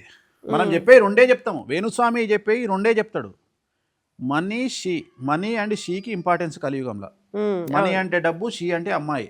రెండోది ప్రాణం పోయిన సమాజాన్ని పట్టించుకోకు. మీ దారి మీదే. సమాజాన్ని పట్టించుకోకు, అసలు సమాజాన్ని పట్టించుకోకు. ఇంకొకటి, మంచి చెయ్యకు, అప్పులు ప్రాణం పోయినా ఇయ్యకు, చిట్టీలు వెయ్యకు. ఇది నేను చెప్పే సూత్రం. అప్పిచ్చి శత్రువు అప్పు ఇయ్యంగానే వాడు ఏం చేస్తాడు? శత్రువు ఉత్తగాడు. శత్రువు అయితే పీడబోతా, శత్రువు గాడు. వాడు ఏం చేస్తాడంటే, ఇప్పుడు ఉదాహరణ నువ్వు 40 లక్షల వరకు ఇచ్చినావు, 40 లక్షలు తీసుకునేటప్పుడు వాడి దృష్టిలో నువ్వు ఒక బక్రా, అంతేనా? నీ దృష్టిలో వాడు ఒక ఇన్కమ్ సోర్స్. నువ్వేమనుకుంటావు అంటే 40 లక్షల లిక్విడ్ క్యాష్ నీ దగ్గర ఉంది, 3% ఇంట్రెస్ట్కి ఇచ్చిన 4 ముల్లా 12, నెలకు 1,20,000 వస్తాయని నువ్వు అనుకుంటావు. నా ఇంట్లో మెయింటెనెన్స్ వెళ్ళిపోతుంది నువ్వు అనుకుంటావు. తీసుకొని ఏం చేస్తాడు? నువ్వు ఫోన్ చేసి 2 నెలలు ఇంట్రెస్ట్ రాకపోతే, అన్న ఏమైందా, ఇంట్రెస్ట్ ఇస్తలేవా అని నువ్వు అడుగుతావు. మనమే అడగాలి కదా, ఇంకా వాళ్ళ వెనకాల మనం పడాలి. వాడు ఏం చేస్తాడు? ఇక ఈ అమ్మాయి మంచిది కాదు అని 10 మందికి నీ సంపాదన గురించి, నీ క్యారెక్టర్ గురించి చెడ్డగా ప్రచారం చేస్తాడు. ఆడదైతే మీరు చెప్పే ప్రతిదీ చాణక్య నీతి చెప్పినట్టే ఉంది. మగవాడైతేనేమో ఆడు దొంగనా కొడుకు, స్మగ్లింగ్ చేస్తాడు, మర్డర్లు చేస్తాడు, లేకపోతే దొంగతనంగా సంపాదిస్తాడు అంటాడు. అంటే నువ్వు కలియుగంలో కామ, క్రోధ, లోభ, మద, మాత్సర్యాలను కంట్రోల్ చేసుకోవడం ఎంత ముఖ్యమో, లిక్విడ్ క్యాష్ను హ్యాండిల్ చేయడం కూడా అంతే ముఖ్యము. 10 లక్షల రూపాయలు దగ్గరుండగానే ఇమ్మీడియట్గా గులగులగా పెడతానే ఉంటుంది, గుట్టగలిగా రాసినట్టు. ఈ 10 లక్షలు తీసుకుపోయి అయితే ఇన్వెస్ట్మెంట్ చేయాలి, లేకుంటే ఎవరికైనా ఇంట్రెస్ట్కి ఇవ్వాలి. నేనేమంటా అంటే, 10 లక్షలు నీకు కావనుకొని సావురా, తీసుకుపోయి బ్యాంకులో పెట్టుకో, లేకుంటే ఇంట్లో ఏదైనా లాకర్లో పెట్టుకో. అసలు 10 లక్షలు నీకు కావనుకో, వదిలిపెట్టు. ఎప్పుడైనా నీకు ఆపదలు ఆదుకుంటాయి, అవి పడి ఉంటుంది. ఇంట్రెస్ట్ లేకపోతే ఏమవుతుంది? నేను అనే పాయింట్ అది. ఊరికే పడి ఉండడం ఎందుకు, వడ్డీకి ఆ ఊరికే పడి ఉండవు, ఎగిరిపోతాయి. నేను అనేది ఏంటంటే, ఎగిరిపోతాయి. ఈ ఆలోచన వచ్చిందంటే వాడికి ఎగిరిపోయే లక్షణాలు కాళ్ళు వచ్చినట్టే, అంతే. ఇంకోటి ఏంది, ఇప్పుడు లేటెస్ట్గా టెక్నాలజీ ఏంది, లేటెస్ట్ తెలివేంది తెలుసా? నువ్వు 50 లక్షల రూపాయలు అడిగితే వాడు ఏమంటుడు కొత్తగా అంటే, ఇన్కమ్ ట్యాక్స్ కంప్లైంట్ ఇస్తా, వీడియో బెదిరిస్తాడు. నేను కోర్టుకు పోతా అంటే, పో ఇన్కమ్ ట్యాక్స్ కంప్లైంట్ ఇస్తా. 50 లక్షలు ఎక్కడి అని నువ్వు చెప్పాలి కోర్టుకు ఫస్ట్. బ్లాక్ మనీ కాబట్టి ఇతను మాట్లాడలేడు. ఇప్పుడు అర్థమైందా? గిన్ని పెంటలు అవసరమా వద్దని చెప్తున్నా. ఓకే. నేను అనేది మానసికంగా కొట్టినా, కడుపు మీద కొట్టినా, కర్మ రిటర్న్స్. నువ్వు ఎక్కడైనా కొట్టు, నువ్వు ఈపులో కొట్టు, చెంపమించి కొట్టు, వీళ్ళు డబ్బులు కొట్టేసి సంతోషపడతారేమో అని సర్వనాశనం అయిపోతారు. చెప్తున్న కర్మ సిద్ధాంతము కొన్ని విషయాల్లో పనిచేస్తుంది, కొన్ని విషయాల్లో పని చేయదు. అన్ని విషయాలలో పని చేస్తుంది. నీకు ఓపిక ఉండాలి, అంతేనా? నీకు ఓపిక ఉండాలి. నువ్వు చూసే విధానం వేరు, నేను చూసే విధానం వేరు. నన్ను ఎవడో టార్చర్ పెట్టిండు, మన ఇద్దరం కూర్చొని మాట్లాడుతున్నాం. ఏమమ్మా మీరే నా దగ్గరకు వచ్చిన, నువ్వు నా దగ్గరకు వచ్చి, గురువుగారు వాడు మిమ్మల్ని టార్చర్ పెట్టిండు, వాడే మాట్లేందండి 50వ ఫ్లోర్ నుంచి అట్లా లిఫ్ట్లో పోతున్నాడు అని నువ్వు అన్నావు. ఎగ్జాక్ట్లీ, అవును. నువ్వు అన్నావు నా దగ్గరకు వచ్చి. నేనేమంటా తెలుసా, నీకు 50వ ఫ్లోర్లో లిఫ్ట్లో పోతున్నటువంటి నా శత్రువు కనిపిస్తుండమ్మా, కానీ 100వ ఫ్లోర్ నుంచి పడబోతున్న శత్రువు నాకు కనిపిస్తుండు అని చెప్తా. నీకు ఉంటుంది కదా, 50వ ఫ్లోర్లోకి ఎదుగుతున్నాడు కదా. కాదు, ఇక్కడ దేవుడి కోపము మన కోపం తేడా ఉంటుంది. ఓకే. ఇప్పుడు కర్మకు ఒక కోపం ఉంది కదా, నీకో కోపం ఉంది, నాకో కోపం ఉంది కదా. నీకు నాకు ఏముంటది అంటే, ఎంబడి చచ్చిపోవాలి మన వ్యూ వేరే ఉంటది. కర్మ సిద్ధాంతం, కర్మ టైమింగు, దేవుడి టైమింగు వేరే ఉంటుంది. దేవుడు దెబ్బ కొట్టాలి అంటే వాడి గ్రహాలలో కేతువు కానీ, శుక్రుడు కేతువు కానీ, శుక్రుడు శని కానీ, శుక్రుడు రాహువు కానీ రావాలి దశాచిత్రంలో. దాన్ని అంతర్దశలు, ప్రవ్యాంతర్దశలు అంటారు. అంటే బంగారాన్ని ఎక్కడ దెబ్బ కొట్టాలనో ఎలాగైతే తెలుస్తుందో, పామును ఒకవేళ జనరల్గా పామును చంపాలి అంటే చంపేటోనికి ఒక స్టైల్ ఉంటుంది. డైరెక్ట్ తీసుకుపోయి కట్టెను తలకాయ మీద పెడతాడు, ఎందుకంటే అది కొట్టింది అంటే వంశనాశనం, అందుకని చంపే విధానం ఉంటుంది. అట్లనే వాణ్ణి భగవంతుడు కొట్టే విధానం ఎట్లుంటుంది అంటే, ఎప్పుడే కానీ గుర్తుపెట్టుకో, మామిడి పూత ఉన్నప్పుడే చెట్టు నాశనం అయితే ఎవడు బాధపడు, కానీ మామిడి చెట్టు కాతగాసి పండ్లు చేతికొచ్చే సమయంలో కనుక చెట్టు నాశనం అయితే దాని ఎఫెక్ట్ చాలా భయంకరంగా ఉంటుంది. అట్లనే పుట్టినప్పుడే కొడుకో బిడ్డనో పురుడునే చచ్చిపోయారు అనుకో, 3 రోజులకు ఏడుపు అది వేరే ఉంటుంది, పోతే పోయిండు అన్నట్టు ఉంటుంది. కానీ 10 సంవత్సరాల తర్వాత పుట్టినటువంటి వాళ్ళు చచ్చిపోతే ఆ బాధ వర్ణాతీతం. అదే 20 ఏళ్ళకు చచ్చిపోతే వర్ణాతీతం, అదే 30 ఏళ్ళకి చచ్చిపోతే వర్ణనాతీతం. సో అట్లా వాళ్ళ ఏజ్ను బట్టి భగవంతుడు వాళ్ళకి ఇవ్వాల్సిన శిక్షను బేస్ చేసుకొని ఉంటాడు. అట్లనే ఇంకా ఘోరంగా ఉంచి చంపాలి అనుకుంటే పిల్లలకు ఆటిజంతో పుట్టిస్తాడు. ఆటిజంతో పుట్టిన తల్లిదండ్రులు ప్రతిరోజు నరకమాన్ని అనుభవిస్తారు. సో ఇట్లనే భగవంతుడు కొట్టే దెబ్బ కోసం వెయిట్ చేయి. నువ్వు తొందరపడి గంట సేపట దావాలి, 20 నిమిషాలు దావాలి, చాలా కోరిక ఉంటుంది శత్రువుల మీద జనాలకు. రెండోది చెప్తున్నా, వేరే ఏ శత్రువులకు ఏం కాదు, ఓన్లీ ఎవడైతే పుట్ట మీద కొడతాడో, ఎవడైతే మానసికంగా కొడతాడో వాడే అనుభవిస్తాడు, ఈ అనుభవించడు. సో మీ లైఫ్ స్టైల్ ఇందులో మేము చూసాం కదా, సో ఇందులో మీరు మామూలుగా ప్రాక్టికల్గా చెప్తారు కదా, ఇది జరుగుతుంది అది జరుగుతుందని. ఇందులో మాకు నరదిష్ట ఎక్కువగా ఉంది, మాకు ఏం చేసినా కలిసి రావట్లేదు అంటే, ఒక్కొక్కరికి గ్రహాలు ఒక్కొక్కసారి బాగుంటాయి బాగోవు, కానీ మాకు ఎప్పుడు బాగుండదు ఎందుకు అని అడుగుతూ ఉంటారు కదా, వాళ్ళకి ఏం చెప్తారు? ఎందుకు బాగుండదు అంటే, కొన్ని జాతకాలల్లో వంశదోషం అని ఉంటుంది. సో మగవాళ్ళ జాతకంలో శుక్రుడు రాహువు కలిసి ఉండడము, శుక్రుడు వ్యయంలో ఉండడము, శుక్రుడు 6వ ఇంట్లో ఉండడము, సో గురువు వ్యయంలో ఉండడము, గురువు 6వ ఇంట్లో ఉండడము, ఇవి ఉన్నప్పుడు ఏమవుతుందంటే వాళ్ళ జీవితంలో ఎప్పుడు కష్టాలే ఉంటాయి. అవును, అంటే చాలామంది మేము కష్టాలు అనుభవిస్తున్నాం, జీవితాంతము కష్టాలు అనుభవిస్తున్నాము. సో ఇక్కడ వాళ్ళు వాటికి రెమెడీ చేసుకుంటే, ఇది వంశదోషం ఎందుకు వస్తుంది అంటే, ఒక ఇంట్లో అంటే వాళ్ళ ఇంట్లో, వాళ్ళ పూర్వీకుల ఇంట్లో పాము చనిపోయినా, పిల్లి చనిపోయినా, కోతి చనిపోయినా, కోతి కూడా రెగ్యులర్గా గబ్బిలాలు వస్తున్నా ఇంట్లోకి, కాకు ఇంట్లోకి వచ్చిన, ఇవి జరగడం వల్ల వాళ్లకు ఈ సమస్యలు వస్తాయి. లేదా వాళ్ళ ఇంట్లో ఎవరైనా సూసైడ్ చేసుకోవడం వల్ల, అంటే ఉదాహరణ మేనత్త మేనమామ పిల్లలు, చిన్నాన్న పిల్లలు, చిన్నమ్మ పిల్లలు, అట్లా భార్యాభర్త తరపున ఎవరైనా సరే ఒకళ్ళు చనిపోవడం వల్ల ఈ దోషం అనేది వాళ్ళ ఇంటికి వస్తుంది. మగవాళ్ళకు వచ్చేదాన్ని మనము శుక్రదోషం అంటాం, దాన్నే వంశదోషం అంటారు. ఆడవాళ్ళకు వచ్చే దోషాన్ని నాగదోషం అంటారు. ఓకే. సో నాగదోషం అనేది ఆడవాళ్ళకు వస్తుంది, మగవాళ్ళకు శుక్రదోషం ఉంటుంది. ఇది వచ్చినప్పుడు ఏమవుతుంది అంటే, జనరల్గా ఆడవాళ్ళు అయితేనేమో 4-5 అబార్షన్లు అయ్యి గర్భం నిలబడకపోవడము, ప్లస్ భార్యాభర్తలు ఎన్ని పెళ్లి చేసుకున్నా కలిసి ఉండకపోవడము, డివోర్స్ అవ్వడము, ప్లస్ ఎంత సంపాదించినా భర్త అనేవాడు వచ్చి ఆ డబ్బులన్నీ కొట్టుకపోవడము, లేకుంటే ప్రేమ పేరు మీద వేరే వాడు ఎవడో కొట్టుకపోవడము.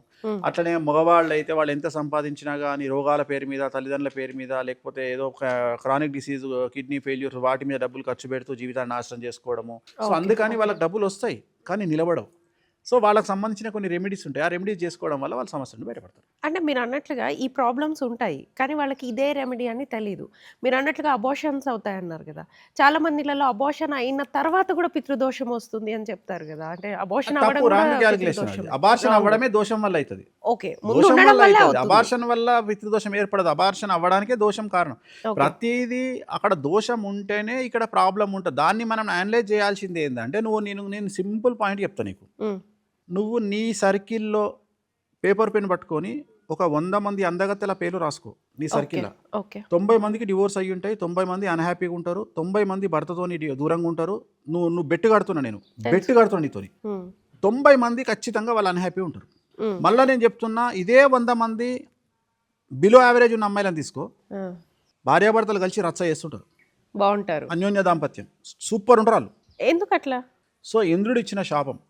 ఎవరైతే పద్మిని జాతి స్త్రీ అంటే మేకప్ వేసుకున్న తర్వాత లేదా వితౌట్ మేకప్ అందంగా ఉండే అమ్మాయిలు ఉంటారో వాళ్ళందరూ ధన నష్టము, వాళ్ళ లైఫ్లో మగవాళ్ళని నమ్మి ధనాన్ని నాశనం చేసుకుంటారు, లేదా మగవాడిని నమ్మి జీవితాన్ని నాశనం చేసుకుంటారు. ఈ రెండు ఆయన ఇచ్చినటువంటి శాపాలు. మరి ఇంద్రశాపానికి ఏం లేదా, దానికి పరిహారం ఉన్నది, కాలసర్పదోష నివారణ. అదే చెప్పిండు ఇంద్రుడు. అడిగిన తర్వాత కాలసర్పదోష నివారణ అన్నాడు. అప్పుడు ఇంద్రుడు ఏం చెప్పిండు అంటే, ఎవరెవరి జాతకంలో, అమ్మాయిల జాతకంలో రవి శుక్రులు కలిసి ఉంటారో, ఎవరెవరి జాతకంలో గురువు వ్యయంలో ఉంటాడో, ఎవరెవరి జాతకంలో శుక్రుడు 8వ ఇంట్లో 6వ ఇంట్లో 12వ ఇంట్లో ఉంటాడో, ఎవరి జాతకంలో అయితే శని దృష్టి శుక్రుడి మీద ఉంటుందో వాళ్లకు ఈ దోషం ఉన్నట్టు మీరు భావించాలి. సో వాళ్లకు రెమెడీ చేయాలి అని శాస్త్రం చెప్పింది. సో ఆ రెమెడీ చేసుకుంటే వాళ్ళు ఇంకా జీవితంలో ఎక్కడికో వెళ్ళిపోతారు. ఓకే. చాలా మంది ఏమంటారు అంటే, నేను జాతకం చెప్పంగానే ఇప్పుడు వీళ్ళిద్దరు విడిపోతారు అని నేను చెప్పంగానే సంవత్సరం విడిపోరు వాళ్ళు. ఎందుకంటే ఇప్పుడు ఫ్యాషన్ గ్రే డైవర్స్ ఎందుకు ఫ్యాషన్ అంటే, ఒక హీరో తన భార్యను వదులుకోవడానికి 200 కోట్లు ఇస్తాడు అంటే, ఆయన సంపాదించిన 2000 కోట్లకి 200 కోట్లు పెద్ద విషయమే కాదు. అవసరం అనుకుంటే సంవత్సరం దానికి కూడా చేసుకుంటాడు. ఎందుకంటే ఆయనకు డబ్బులు కట్టగలిగిన శక్తి ఉంది కాబట్టి. ఉదాహరణ, ఒక నక్షత్రంలో పుట్టినటువంటి ఒక వ్యక్తి విడాకులు కావాలి అంటే ఆయన జీవితంలో కేతు మహర్దశ రావాలి. ఒక్కొక్కళ్ళ జీవితంలో కేతు మహర్దశ 40 సంవత్సరాల తర్వాత వస్తుంది, 50 సంవత్సరాల తర్వాత వస్తుంది. 50 సంవత్సరాలకు ఉదాహరణ, ఇప్పుడు నేను మన తమిళ్ విజయ్ గురించి నేను చెప్పిన లాస్ట్ ఇయర్ చెప్పినప్పుడు ఎవరు నమ్మల. నేను డైరెక్ట్ పేరు కూడా తీసుకొని చెప్పిన. నేను తమిళ్ విజయ్ గురించి నేను పేరు కూడా తీసుకొని చెప్పిన. సో నేను అనేది ఏంటంటే, అంత పర్ఫెక్ట్గా చెప్పిన. ఎందుకంటే ఆ ఏజ్లో అసలు డివోర్స్ జరగాయి. కానీ ఇప్పుడు గ్రే డివోర్స్ అనేది, అంటే తెల్లగడ్డం డివోర్స్ అనేవి ఇప్పుడు ఫేమస్, సైలెంట్ డివోర్స్ అనేవి ఫేమస్. ఇప్పుడు ఈ విషయాలు జనాలకు తెలియవు కాబట్టి నేను వేణుస్వామిని విమర్శిస్తా అంటే అది నీ కర్మ. ఓకే. ఇప్పుడు మీరు అన్నట్టుగా కాలసర్ప దోషము అనేది పూజలు చేసుకుంటే తగ్గిపోతుంది అంటారు. సో కొన్ని ప్లేసెస్ ఉన్నాయి, కాళహస్తి అని చెప్పి, త్రయంబకేశ్వర్ అని చెప్పి, అక్కడ పూజలు చేసుకున్న తర్వాత కూడా మాకు రిజల్ట్ రాలేదు. అది వాళ్ళ లెవెల్ని బట్టి ఉంటుంది. ఇప్పుడు ఉదాహరణ, నేను ఒక విషయం చెప్తా. ఇప్పుడు ప్రభుత్వ ఉద్యోగి క్రేజ్ ఒకప్పుడు ఉండే, ఇప్పుడు లేదు. ఎందుకంటే ప్రభుత్వ ఉద్యోగి తన జీవితాంతము తను సంపాదించే సంపాదన 2,50,00,000 నుండి 3 కోట్ల రూపాయల మధ్యలో ఉంటుంది. ఏది నేను చెప్పేది, తన 30 సంవత్సరాల సంపాదన కలిపితే. అంటే తనకు 60 సంవత్సరాలు వచ్చే వరకు తన సంపాదన 3 కోట్లు. అదే టీచరు, ప్రభుత్వ ఉద్యోగస్తుడి కొడుకు ఐఐటి కొడితే, అమెరికాలో ఉద్యోగం చేస్తే నెలకు 25 లక్షల శాలరీ కనుక తీసుకోగలిగితే, చాలా ఈజీ అమెరికాలో తెలుసు కదా, 25 లక్షలు అంటే 12 24 3 కోట్లు సంవత్సరం సంపాదించు. చేంజ్ అది నేను చెప్పేది. యు ఎయిమ్ దట్, నువ్వు అలా ఏం చేసుకో. అది అలా వెళ్ళడం చాలా మందికి. నేను అనేది ఏమంటా అంటే, నేనేమంటా అంటే, నువ్వు మహేష్ బాబు సినిమా పోకిరి సినిమా చూసినావు. పోకిరి సినిమాలో ఆలీ బిచ్చమడుకున్నాక అందరు కూర్చుంటే, మహేష్ బాబు కూర్చుంటే వాడు కూడా బెంచ్ మీద వచ్చి కూర్చొని, నేను డ్యూటీ దిగినా, నేను చాలా హైజెనిక్ మినరల్ వాటర్ ఇరా అంటాడు, బూస్ట్ కాఫీ ఇరా అంటాడు. నేను అడుక్కోవడం కూడా రిచ్చే మన దృష్టిలో. వే ఆఫ్ థింకింగ్ అలా ఉండాలి. మనం కామెడీగా మాట్లాడుకుంటాము. నీకు కొన్ని దేవాలయాలలో టెంపుల్ మీద మెట్లు కూడా వేలం వేస్తారట, తెలుసా నీకు ఆ విషయం?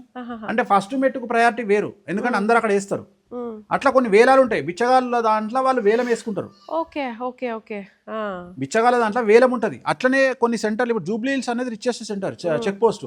అక్కడ ఎవడు పడితే వాడు వచ్చి బిచ్చగాడు ఆడుకోవడానికి లేదు, వాటిలో కూడా. సో నేను అనేది అట్లుంటాయి.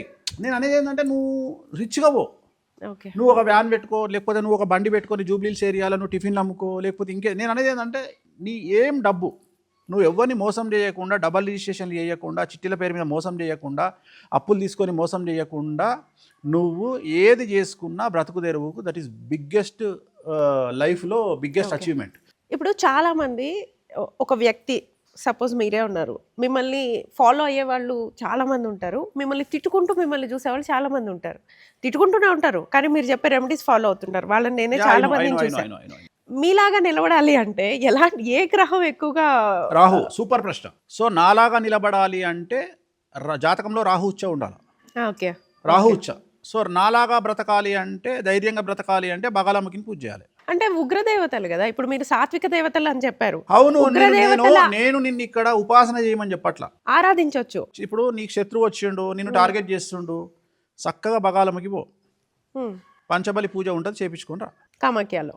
అంతే, కామాఖ్య వెళ్ళిపో, చేయించుకొని రా. లేదు నీ టార్గెట్ ఓన్లీ, ఇప్పుడు ఉదాహరణ గురువు, నీకు పిఆర్ లేదు. పిఆర్ అంటే నువ్వు ఎంత కష్టపడ్డా నీకు జన వశీకరణం వస్తలేదు, నువ్వు అందంగా కనిపిస్తలేవు, టీవీ స్క్రీన్ మీద అందంగా కనిపిస్తలేవు, నువ్వు పొలిటీషియన్ ఉన్నావు, ఎంత మాట్లాడినా నువ్వు జనాలు నీ మాటలు వింటలేరు, వశీకరణం కావాలి అంటే చక్కగా తారాపీఠ అని ఉంటుంది పశ్చిమ బెంగాల్లో, బార్డర్, భారతదేశం బార్డర్, దుర్గాపూర్. తారాపీఠ పోయి ఆడ పూజ చేయి. శ్మశానంలో ఉంటుంది అమ్మవారు, డైరెక్ట్ శ్మశానంలో ఉంటుంది. అక్కడ స్పెషాలిటీ ఏంటంటే, పొద్దున్న డెడ్ బాడీ వచ్చి దహనం అయ్యే వరకు అమ్మవారికి నైవేద్యం పెట్టారు.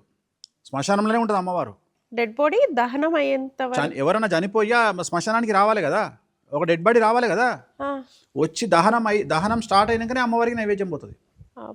తారాపీఠ మీరు గూగుల్ చేయండి, చాట్ జీపీటీ కొట్టండి, జెమినీ చేయండి, మీకు తారాపేట దుర్గాపూర్ అని చెప్పి కొడితే గూగుల్లో కూడా కొడితే వస్తుంది. సో అమ్మవారు ఇట్లుంటది, నా ఫేస్ ఇట్లుంటది. అమ్మవారు శివుడికి పాలిస్తూ ఉంటది. పొద్దున 4 గంటలకే ఆ దర్శనం అవుతుంది, తర్వాత మళ్ళీ నార్మల్ దర్శనం అవుతుంది. సో ఈ లెఫ్ట్ సైడ్ శ్మశానం ఉంటుంది, అంటే అమ్మవారి వెనకాల మొత్తం శ్మశానమే. మనం ఇట్లా పక్కన నుండి దిగిపోతే శ్మశానం ఉంటుంది. అక్కడ స్పెషల్ పూజలు ఏంటి అంటే శ్మశానంలో పూజలు చేస్తారు. సో అది దేనికి అంటే పిఆర్ పెంచుకోవడానికి, అంటే రాజకీయ నాయకులు వశీకరణము, హీరోయిన్లు వశీకరణము, జన వశీకరణము. ఇప్పుడు పెద్ద పెద్ద నీరూస్ ఇట్లాంటి పెద్ద పెద్ద బట్టల షాపులు పెట్టిర్రు. అట్లా పెట్టినప్పుడు జనాల్ని వశీకరణం చేసుకొని వ్యాపారానికి కోసం జనాల్ని ఆహ్వానించాలి అంటే అలాంటి పూజలు చేసుకుంటారు. సో దాన్ని తారాపీఠ అంటాం. అట్లనే ఇంకోటి రాజరప్ప అని ఇంకో టెంపుల్ ఉంది రాంచీలో. ధోని వాళ్ళ ఇంటి ముందర నుండి పోతే రాంచీ అని ఉంటుంది. ఆ రాంచీలో రాజరప్ప అని ఒక టెంపుల్ ఉంటుంది. అక్కడ మీకు ఏంది అంటే రాత్రి సంచలనాలు జరగాలంటే అక్కడికి పోవాలి. అంటే సడన్గా మీరు పొలిటీషియన్ కావాలి, సడన్గా హీరోయిన్ కావాలి, సడన్గా హీరో కావాలి, అంటే నువ్వు మిరాకిల్స్ కావాలనుకుంటే నువ్వు అక్కడికి పోవాలి. సో అక్కడ కూడా స్పెషల్ పూజలు ఉంటాయి. పొద్దున 4 గంటలకు ఒక పూజ ఉంటుంది, స్పెషల్ పూజలు ఉంటాయి. మీరు డైరెక్ట్గా పోయి అక్కడ ఏ పంతులను అడిగినా నేను స్పెషల్ చేయండి, నాకు ఇట్లా కావాలి అనుకుంటున్నా అంటే అక్కడ పూజలు ఉంటాయి. ఎందుకంటే అక్కడ కమాండింగ్ రాహు. సో రాహు నీకు అక్కడ చరిత్ర సృష్టిస్తాడు. రాహు అంటే ఉన్నది లేనట్టు, లేనిది ఉన్నట్టు చేయగలిగిన వాడు రాహు. అంటే ఉదాహరణ ఇప్పుడు ఆ పూసలు అమ్ముకునే ఆమె ఉంది మొనాలిసా. సో రాత్రి ఆమె జీవితాన్ని ఇట్లా చేసినోడు రాహు. అంటే రాహు ఏం చేస్తాడంటే ఒకేసారి అప్స్ ఒకేసారి డౌన్స్ చేసేది రాహువే. అయితే లేపుతాడు, లేకపోతే పండబెడతాడు, ఏదో ఒకటి ఉంటుంది. సో రాహు నెగిటివ్ ఉన్నాడు అనుకో పండబెడతాడు, రాహు పాజిటివ్ ఉన్నాడు అనుకో లేపుతాడు. సో అట్లాంటి వాళ్లకు ఇప్పుడు నా జాతకంలో రాహు 10వ ఇంట్లో ఉన్నాడు. సో నన్ను శత్రువులు ఎవరు ఏం చేసినా నేను బగాలమ్మకి పూజ చేస్తాను కాబట్టి నేను సైలెంట్గా ఉన్నా, నా అమ్మవారు ఊరుకోదు. అంటే ఈ రూల్ ఏంటంటే యూ కెన్ గూగుల్ ఇట్. మీరు చాట్ జీపీటీని అడగండి, జెమినీని అడగండి, గూగుల్ చేయండి. ఫస్ట్ చెప్పేది ఏంటంటే రాహు ఉచ్చ ఉన్న వాళ్ళ జోలికి మీరు వెళ్ళవద్దు, వాళ్ళతో పెట్టుకోకండి. రెండవది బగాలమ్మకి పూజలు చేసే వాళ్ళతో మీరు పెట్టుకోకండి అని క్లియర్గా మెన్షన్ చేసి ఉంటుంది గూగుల్లో. ఎందుకు అంటే ఉగ్రదేవతలో నువ్వే అన్నావు, మమ్మల్ని ప్రొటెక్ట్ చేసే బాధ్యత వాళ్ళదే. అంటే ఉగ్రదేవతలు అంటే మీరు అన్నట్లుగా ఇప్పుడు అందరూ 90% సాత్విక దేవతలనే పూజిస్తారు. మీరు అన్నట్టుగా మీరు చెప్పిన తర్వాత ఈ దశమహావిద్యల్లో ఈ పూజలు ఎక్కడ, కామాఖ్య పూజలు ఎక్కడ, ఇవన్నీ ఉన్నాయి కదా. ఎందుకు వచ్చినాయి బయటికి అంటే నేను అనే పాయింట్ ఏంటంటే నేను celebrity astrologer. So celebrity astrologer అంటే దాని ఉద్దేశం ఏంటి అంటే హీరోయిన్లు వస్తున్నారని కాదు. ఇక్కడ ఎవరైతే జీవితంలో పెద్ద స్థాయిలోకి వెళ్ళినారో, ఎగ్జాంపుల్ 10 కోట్ల అమౌంట్ దాటిన వాళ్ళందరూ నా దగ్గరకు వస్తారు. ఒక పెద్ద లైఫ్ లో ఒక బిగ్ అచీవ్మెంట్ కావాలి, గోల్స్ పెద్దగా ఉంటే నా దగ్గరికి రా. నేను అటెండర్ జాబ్ చేస్తున్నా రాకు, నేను టీచర్ జాబ్ చేస్తున్నా రాకు. నేను అనేది ఏంటంటే నేను చేసేటువంటి పూజలు నిన్ను సూపర్ స్టార్ను చేయడానికి పనికి వస్తాయి. అది డబ్బు పరంగా కానీ రాజభోగిని చేస్తాయి. రాజయోగి అంటేనేమో ఎమ్మెల్యే, రాజభోగి అంటేనేమో రాజ్యసభ ఎంపీ. అట్లనే రాజభోగి అంటే జూబ్లీహిల్స్, బంజారాహిల్స్, మాదాపూర్లో ఉండే వాళ్ళందరూ రాజభోగులు. ఎవరైతే లగ్జరీ కార్లు కొంటారో వాళ్ళందరూ రాజభోగులు. సో అలాంటి వాళ్ళ జాతకాలను నేను చూస్తా. నువ్వు ఆ స్థాయికి రావాలంటే నా దగ్గరికి రా. నువ్వు వ్యాపారం రావాలంటే ఎక్కువ ఖర్చు అయితే ఏం లేదు, నేను 6,000 రూపాయలు తీసుకుంటా జాతకానికి. అందరు అట్లా పబ్లిసిటీ చేస్తారు. నేను 6,000, నాది లోయెస్ట్ ఫీజు ఆంధ్రప్రదేశ్. తెలంగాణ, ఆంధ్రప్రదేశ్లో లోయెస్ట్ ప్రైస్ తీసుకునేది నేను ఒక్కరినే 6,000 రూపాయలు తీసుకుంటా. కాకపోతే నీకు ఓపిక ఉండాలి, వెయిటింగ్ ఓపిక ఉండాలి. ఇవాళ నాకు 1000 మంది క్లయింట్లు వెయిట్ చేస్తున్నారు ఈ రోజు పరిస్థితి. ఇప్పుడు వీళ్ళు అందరు రావాలంటే it will take 2 months. So 2 months వరకు వెయిట్ చేయగలిగినటువంటి పరిస్థితి నీ దగ్గర ఉండాలి. కొంతమంది నా ఆఫీస్కి వచ్చి కూర్చొని జనాలు ఉన్నారని వెళ్ళిపోయిన వాళ్ళు కూడా ఉంటారు. అంటే జనాలు ఉన్నారు, నేను ఇంతసేపు ఉండాలన్నా, నేను వేణుస్వామి ఆఫ్టర్ ఆల్ వీని దగ్గర నేను ఎందుకు ఉంటాను వెళ్ళిపోతారు. మీరు చెప్పిన ప్రతి జాతకం ఆల్మోస్ట్ 80% స్ట్రైక్ రేట్ మొత్తం సక్సెస్ అయింది. కర్మని ఎవరు మార్చలేరు కదా, అది ఎలా మారుతుంది? కర్మను ఎవరు మార్చలేరు, రైట్. మీ ఇంట్లో పెద్దవాళ్ళు ఉన్నారు, మీ అమ్మనో మీ నాన్ననో ఉన్నారు. మీ ఇంట్లో పెద్దవాళ్ళకి ఎవరికైనా హార్ట్ అటాక్ వచ్చింది, కర్మని మార్చలేమని బెడ్ మీద వండ పెడతావా, హాస్పిటల్ తీసుకుపోతావా? ఖచ్చితంగా తీసుకెళ్తాం. తీసుకుపోవద్దు కదా మరి నువ్వు చెప్పేదాని ప్రకారం. ఆన్సర్ చెప్పమ్మా. నన్ను ప్రశ్న అడిగినావు, నేను ప్రశ్న అడుగుతున్నా. ప్రయత్నం అయితే చేస్తాం. జ్యోతిష్యం అనేది అంధకార బంధురంలో ఉండేటువంటి మనిషి బ్రతకడానికి కావలసినటువంటి ఒక జ్యోతి. అలాగే ఇది ఒక ఎక్స్రే. ఎలాగైతే నీ కాలో చెయ్యో ఇరిగింది అంటే నువ్వు ఎక్స్రే తీయించుకొని డాక్టర్ దగ్గరికి పోతావో, అలాగే నీ జాతకం అనేది నా దృష్టిలో ఎక్స్రే. నేను అనేటువంటి వాడిని జ్యోతిష్కుడిని, డాక్టర్ను. నీ జాతకము నువ్వు పుట్టినప్పటి సందర్భంలో ఉండేటువంటి జాతకాన్ని, లగ్నాన్ని, గ్రహాలను బేస్ చేసుకొని నీ జీవితంలో జరగబోయేటువంటి సంఘటనలను విశ్లేషణ చేసి నీకు జరగబోయేటువంటి నష్టాన్ని తెలియజేయడము నా బాధ్యత. ఓకే. ఇది ఈ రోజు నుండి వచ్చినటువంటిది కాదు. గత చరిత్ర తీసుకుంటే శ్రీకృష్ణ దేవరాయలు కానీ ఏ రాజును తీసుకున్నా వాళ్ళ ఆస్థానంలో జ్యోతిష్య పండితులు ఉండేవాళ్ళు. వాళ్ళు ఏం చేసేవాళ్ళు అంటే యుద్ధాలు ఎప్పుడు వస్తాయి, కరువు కాటకాలు ఎప్పుడు వస్తాయి, వర్షాలు ఎప్పుడు పడతాయి, ఇవన్నీ చెప్పడం ఆస్థాన జ్యోతిష్కులు ఉండేవాళ్ళు. సో ఇవాళ కొత్తగా వస్తలేదు అంటే రాజు ద కింగ్, రాజు అనేవాడికి కష్టాలే రావు అనుకునే సందర్భంలో రాజుకు కూడా జ్యోతిష్కుడు ఉన్నాడు అంటే దాని అర్థం ఏంది అంటే ఇది. సో ఇవాళ సోనియా గాంధీ కూడా ఒక జ్యోతిష్కుడిని నమ్ముతుంది, ఇటలీ జ్యోతిష్కుడిని. అలాగే ఇవాళ భారతదేశ ప్రధానమంత్రి అయిన నరేంద్ర మోడీని కూడా కుర్తా గురూజీ అని ఒక గురూజీ దగ్గర జ్యోతిష్యం చెప్పించుకుంటారు. సో ప్రతి పొలిటీషియన్కు, ప్రతి ఎంటర్ప్రెన్యూర్కు, ప్రతి డబ్బు సంపాదించిన వాడు ఎక్కువగా నమ్మేది జ్యోతిష్యము. ఇవాళ భారతదేశాన్ని కమాండ్ చేసే ఫుల్ తోపైనటువంటి అంబానీ కూడా ఒక జ్యోతిష్కుడిని నమ్ముతాడు. సో ఎవరి స్థాయిని బట్టి వాళ్ళు జ్యోతిష్కులను నమ్ముతారు. వాళ్ళకంటే తోపులం మనం కాదు. సో జ్యోతిష్యము అనేటువంటిది కర్మ రాసి ఉన్నట్టు జరగదు. కర్మను అవాయిడ్ చేయడం కోసమే మనకు జ్యోతిష్యం ఉంది.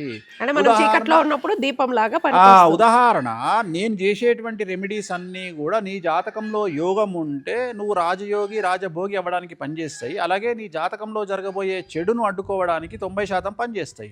అంటే నీ నెత్తిలో పడాల్సినటువంటి రాయి నా పూజల ద్వారా కాలు మీద పడుతుంది. సో కాలు మీద పడ్డప్పుడు డ్యామేజ్ అనేటువంటిది 90% తగ్గుతుంది. మీ దగ్గరకు వచ్చిన వాళ్ళు జాతకాలు చూపించుకున్న వాళ్ళు కూడా అస్సలు బాలేని వాళ్ళకు కూడా మీరు ఫైనాన్షియల్ హెల్ప్ కూడా చాలా హెల్ప్ చేస్తారు. నేను నా దగ్గరకు వచ్చిన జాతకులకు, డబ్బు లేనటువంటి వాళ్ళకు ఫ్రీగా జాతకాలు చెప్తా. మొన్న ఒకడు వచ్చిండు, ఏం చేస్తావురా అంటే నేను వాచ్మెన్ అన్నాడు. వాచ్మెన్ అంటే నీ జీతం ఎంత రా అన్న? 7,000 అన్న. నాకు 6,000 ఇచ్చిండు. బండబూతులు తిట్టి నా మేనేజర్ని పిలిచి 6,000 రిటర్న్ అని చెప్పిన. తెలుసు. నేనన్నా నీ 6,000 రూపాయలకే వస్తున్నావు నువ్వు 7,000 రూపాయల జీతం కానీ 6,000 నాకు ఇచ్చి నువ్వేం తింటావురా అని చెప్పి మళ్ళీ ఇంకో 10,000 ఎక్కించి పంపించిన. అంటే ఏదో ఒక టైంలో లైఫ్ బాగుంటుంది అని మిమ్మల్ని నమ్ముతారు. నేను ఇస్తా కానీ నేను ఈ రోజు కష్టపడుతున్నావు కదా. నేను అనేది ఏంటంటే నీ నెల సంపాదన 7,000 అయినప్పుడు నీ 7,000లో 6,000 నాకు ఇచ్చినప్పుడు నువ్వేం పెడతావు నీ పెళ్ళం పిల్లలకు అని తిట్టి మళ్ళీ అనుకో 10,000 ఎక్కువ ఇచ్చి పంపించిన. పంపించి మనకి ఫ్రీగా పూజ నేనే త్రయంబకేశ్వర్కు ఫోన్ చేసి నేనే డిస్కౌంట్ ప్రైస్లో మాట్లాడి నా కోసం అన్నప్పుడు అక్కడ పంతులు ఏం చేస్తాడు, 1,000 రూపాయలు తగ్గిస్తాడు. మామూలుగా 6,500 తీసుకుంటే ఇంకో 5,000 రూపాయలు తగ్గిస్తే 5,500కే నేను అక్కడ అరేంజ్మెంట్ చేసేసి నేనే డబ్బులు కట్టి ఈ పూజ చేసుకోరా బాబు నువ్వు బాగుపడతావు అని చెప్పి చేపిస్తాను. ఇట్లా చాలా మందికి చేపిస్తాం. అంటే నా ఉద్దేశం ఏంటి అంటే నేను కొన్ని మోరల్స్ నమ్ముతాను. నేనేం నమ్ముతా అంటే మనం సంపాదించే సంపాదనలో 10 to 15% మనము జనాలకు వాడాలి అనేది నా ఉద్దేశం. సో నేను సంపాదించే సంపాదన ఏ రకంగా సంపాదించినా జ్యోతిష్యం మీద కానీ ఇతరత్ర రియల్ ఎస్టేట్లో కానీ ఎట్లా సంపాదించినా నా సంపాదన నుండి కాకపోతే అమ్మాయిలకు ఎక్కువ కేటాయిస్తా. 10% నేను సంపాదించే సంపాదన అమ్మాయిలకు కేటాయిస్తా. నేను ఎవరికి ఏది కావాలనో అదే ఇస్తా, అంతే తప్ప నేను అందరికీ డబ్బులే ఇయ్యను. కొన్నిసార్లు ఒక మనిషికి ఫుడ్ అవసరం ఉంటుంది, కొన్నిసార్లు డబ్బు అవసరం ఉంటుంది, కొన్నిసార్లు డాక్టర్ అవసరం ఉంటాడు. అట్లా కొన్నిసార్లు నా సపోర్ట్ అవసరం ఉంటుంది, మానసికమైనటువంటి కౌన్సిలింగ్ సపోర్ట్ ఉంటుంది. సో ఆ మనిషిని బట్టి నేను అది చేస్తాను. ఓకే స్వామి, కమింగ్ టు మనం మెయిన్ పరాభవ నామ సంవత్సర రాశి ఫలాల కోసం అందరూ వెయిట్ చేస్తుంటారు కాబట్టి ఒక్కొక్క రాశి గురించి చెప్పండి. సో ఈ సంవత్సరం పరాభవ నామ సంవత్సరానికి సంబంధించి మనం ఆల్రెడీ యుద్ధం ఫేస్ చేస్తూ ఉన్నాము. సో నాకు తెలిసినంత వరకు ఈ సంవత్సరం మన వంట నూనె ధరలు చాలా పెరిగేటువంటి అవకాశం ఉంది. అలాగే ఈ సంవత్సరం ఇంటర్నెట్ ఆగిపోయే అవకాశం ఉంది కొన్ని రోజుల పాటు, లేదా ఆల్రెడీ గ్యాస్ కూడా ఇబ్బంది అవుతుంది కదా. అదే అవన్నీ ఓకే, అవన్నీ తెలిసినవి ఏమైనా చెప్పాల్సింది లేదు. బట్ సంచలనం ఏంటంటే ఇంటర్నెట్ ఆగిపోయే అవకాశం ఉంది, కొన్ని శాటిలైట్ పనిచేయకపోవచ్చు, అలాగే టెలికాం వ్యవస్థ మన సెల్ ఫోన్ వ్యవస్థ పనిచేయకపోవచ్చు కొన్ని రోజుల పాటు. నేను మాట్లాడేది కేతువు ఈ సంవత్సరం కమాండ్ చేస్తా ఉన్నాడు, రాజు కాదు కమాండ్ చేస్తా ఉన్నాడు. కేతు కమాండరు, రాజు గురువు. సో అందుకని సంచలనాలు ఉంటాయి. మేషరాశి కనుక తీసుకున్నట్లయితే ఈ సంవత్సరం ఏలినాటి శని నడుస్తూ ఉంది. ఇందాక మనం ఏలినాటి శని గురించి మాట్లాడుకున్నాం. ఎవరైతే 25 సంవత్సరాల పైబడ్డటువంటి ఏలినాటి శని వాళ్ళు ఉంటారో వాళ్ళ ఇంట్లో తల్లిదండ్రులకు ఒకళ్ళకు ప్రాణగండాలు, అపమృతి దోషాలు అనేవి కనిపిస్తూ ఉన్నాయి. అలాగే పోలీస్ కేసులు, న్యాయ వ్యవస్థపరమైన ఇబ్బందులు, ఆర్థికపరమైన ఇబ్బందులు, సామాజికమైన ఇబ్బందులు, సమాజంలో చెడ్డ పేరు రావడము, భార్యాభర్తలు అయితే గొడవలు కావడము, అలాగే వాహన ప్రమాదాలు, అగ్ని ప్రమాదాలు, చోర భయము, ఇవన్నీ కూడా వాళ్ళని బాధించే అవకాశం ఉంది.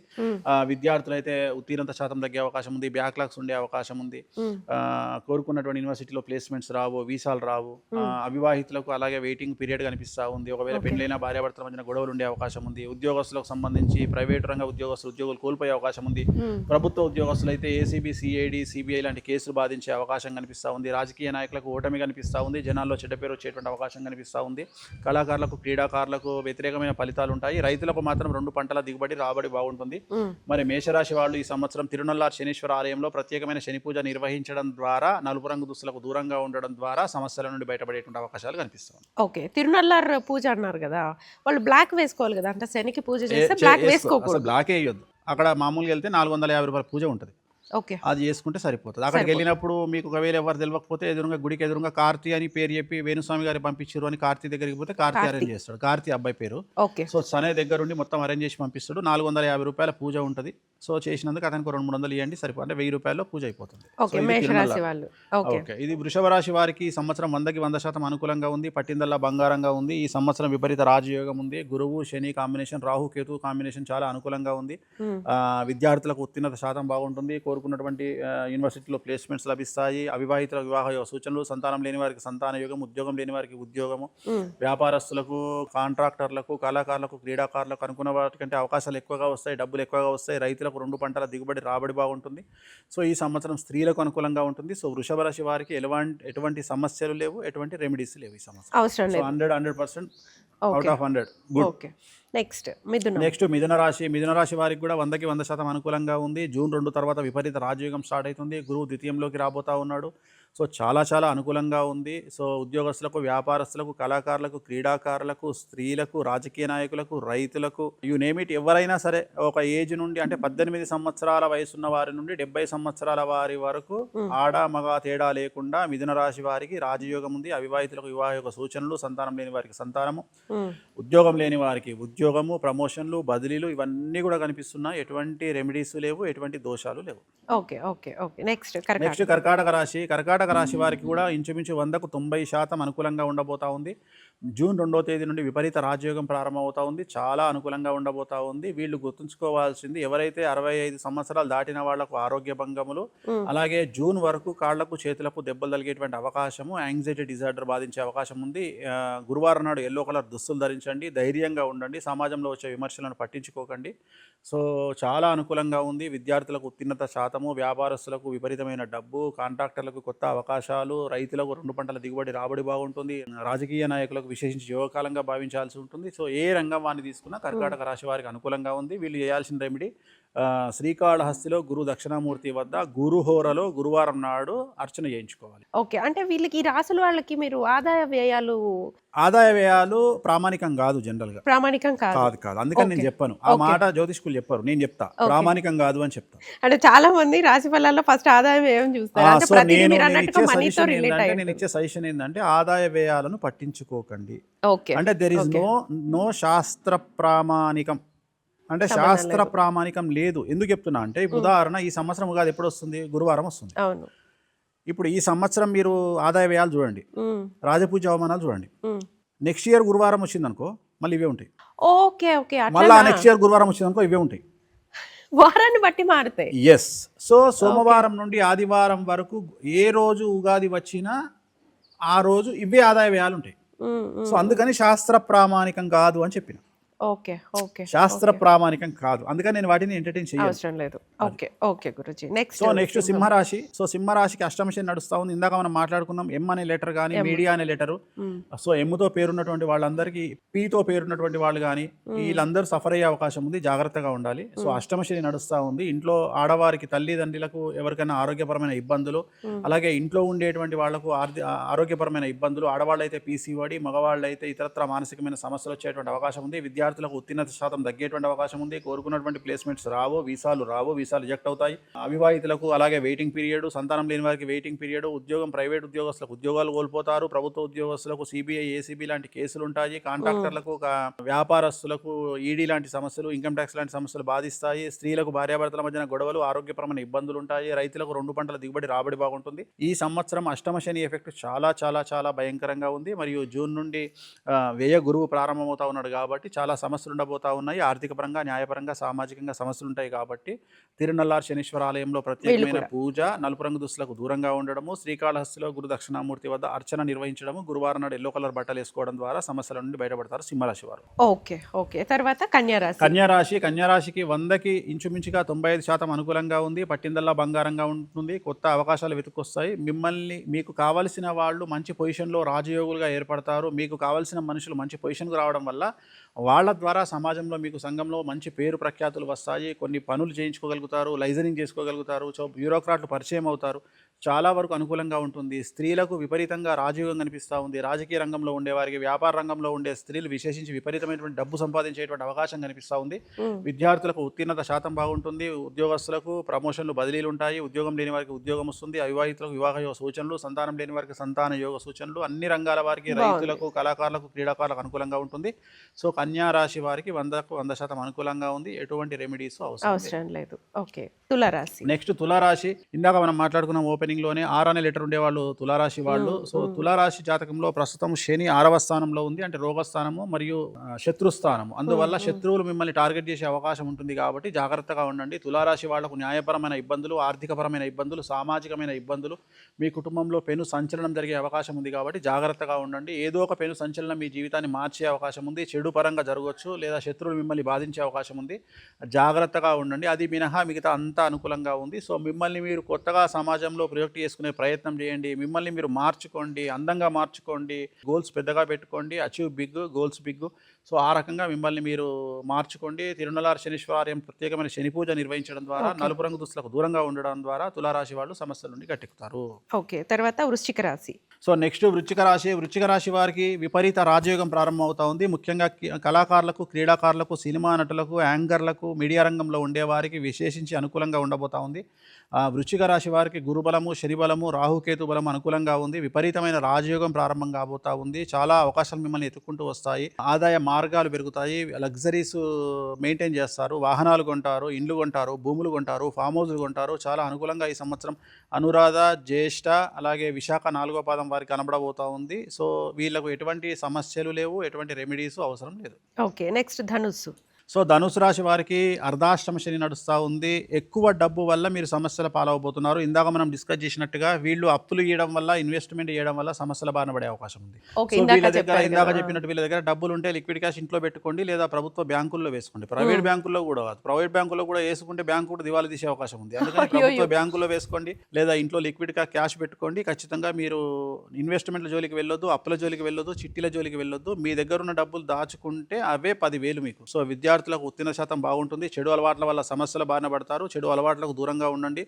సో అవివాహితులకు వివాహ యోగ సూచనలు, సంతానం లేని వారికి సంతానము, రైతులకు 2 పంటల దిగుబడి రాబడి బాగుంటుంది. సో ఏ రంగం వారికి తీసుకుని అనుకూలంగా ఉంటుంది. అర్ధాష్టమ శని కారణం చేత తిరునల్లార్ శనీశ్వరాలయంలో ప్రత్యేకమైన శని పూజ నిర్వహించడం ద్వారా సమస్యల నుండి కట్టెక్కుతారు. ఓకే, ఓకే, తర్వాత రాశి మకర మకర రాశి. రాశి. సో మకర రాశి వారికి 100% అనుకూలంగా ఉంది. శని, రాహు, కేతు, కుజుడు, గురువు అనుకూలంగా ఉన్నారు. విపరీత రాజయోగం గోచరిస్తూ ఉంది. విపరీతమైనటువంటి ఆదాయం పెరుగుతుంది. రాజకీయ నాయకులకు జనాల్లో విపరీతమైనటువంటి వశీకరణం ఏర్పడుతుంది. పదవులు లాభిస్తాయి. పార్టీ పదవులు, వ్యక్తిగతమైన పదవులు, అలాగే ప్రభుత్వ పదవులు, నామినేటెడ్ పోస్టులు వచ్చేటువంటి అవకాశం ఉంది. అలాగే ఈ సంవత్సరం ఎలక్షన్లు ఉన్నాయి.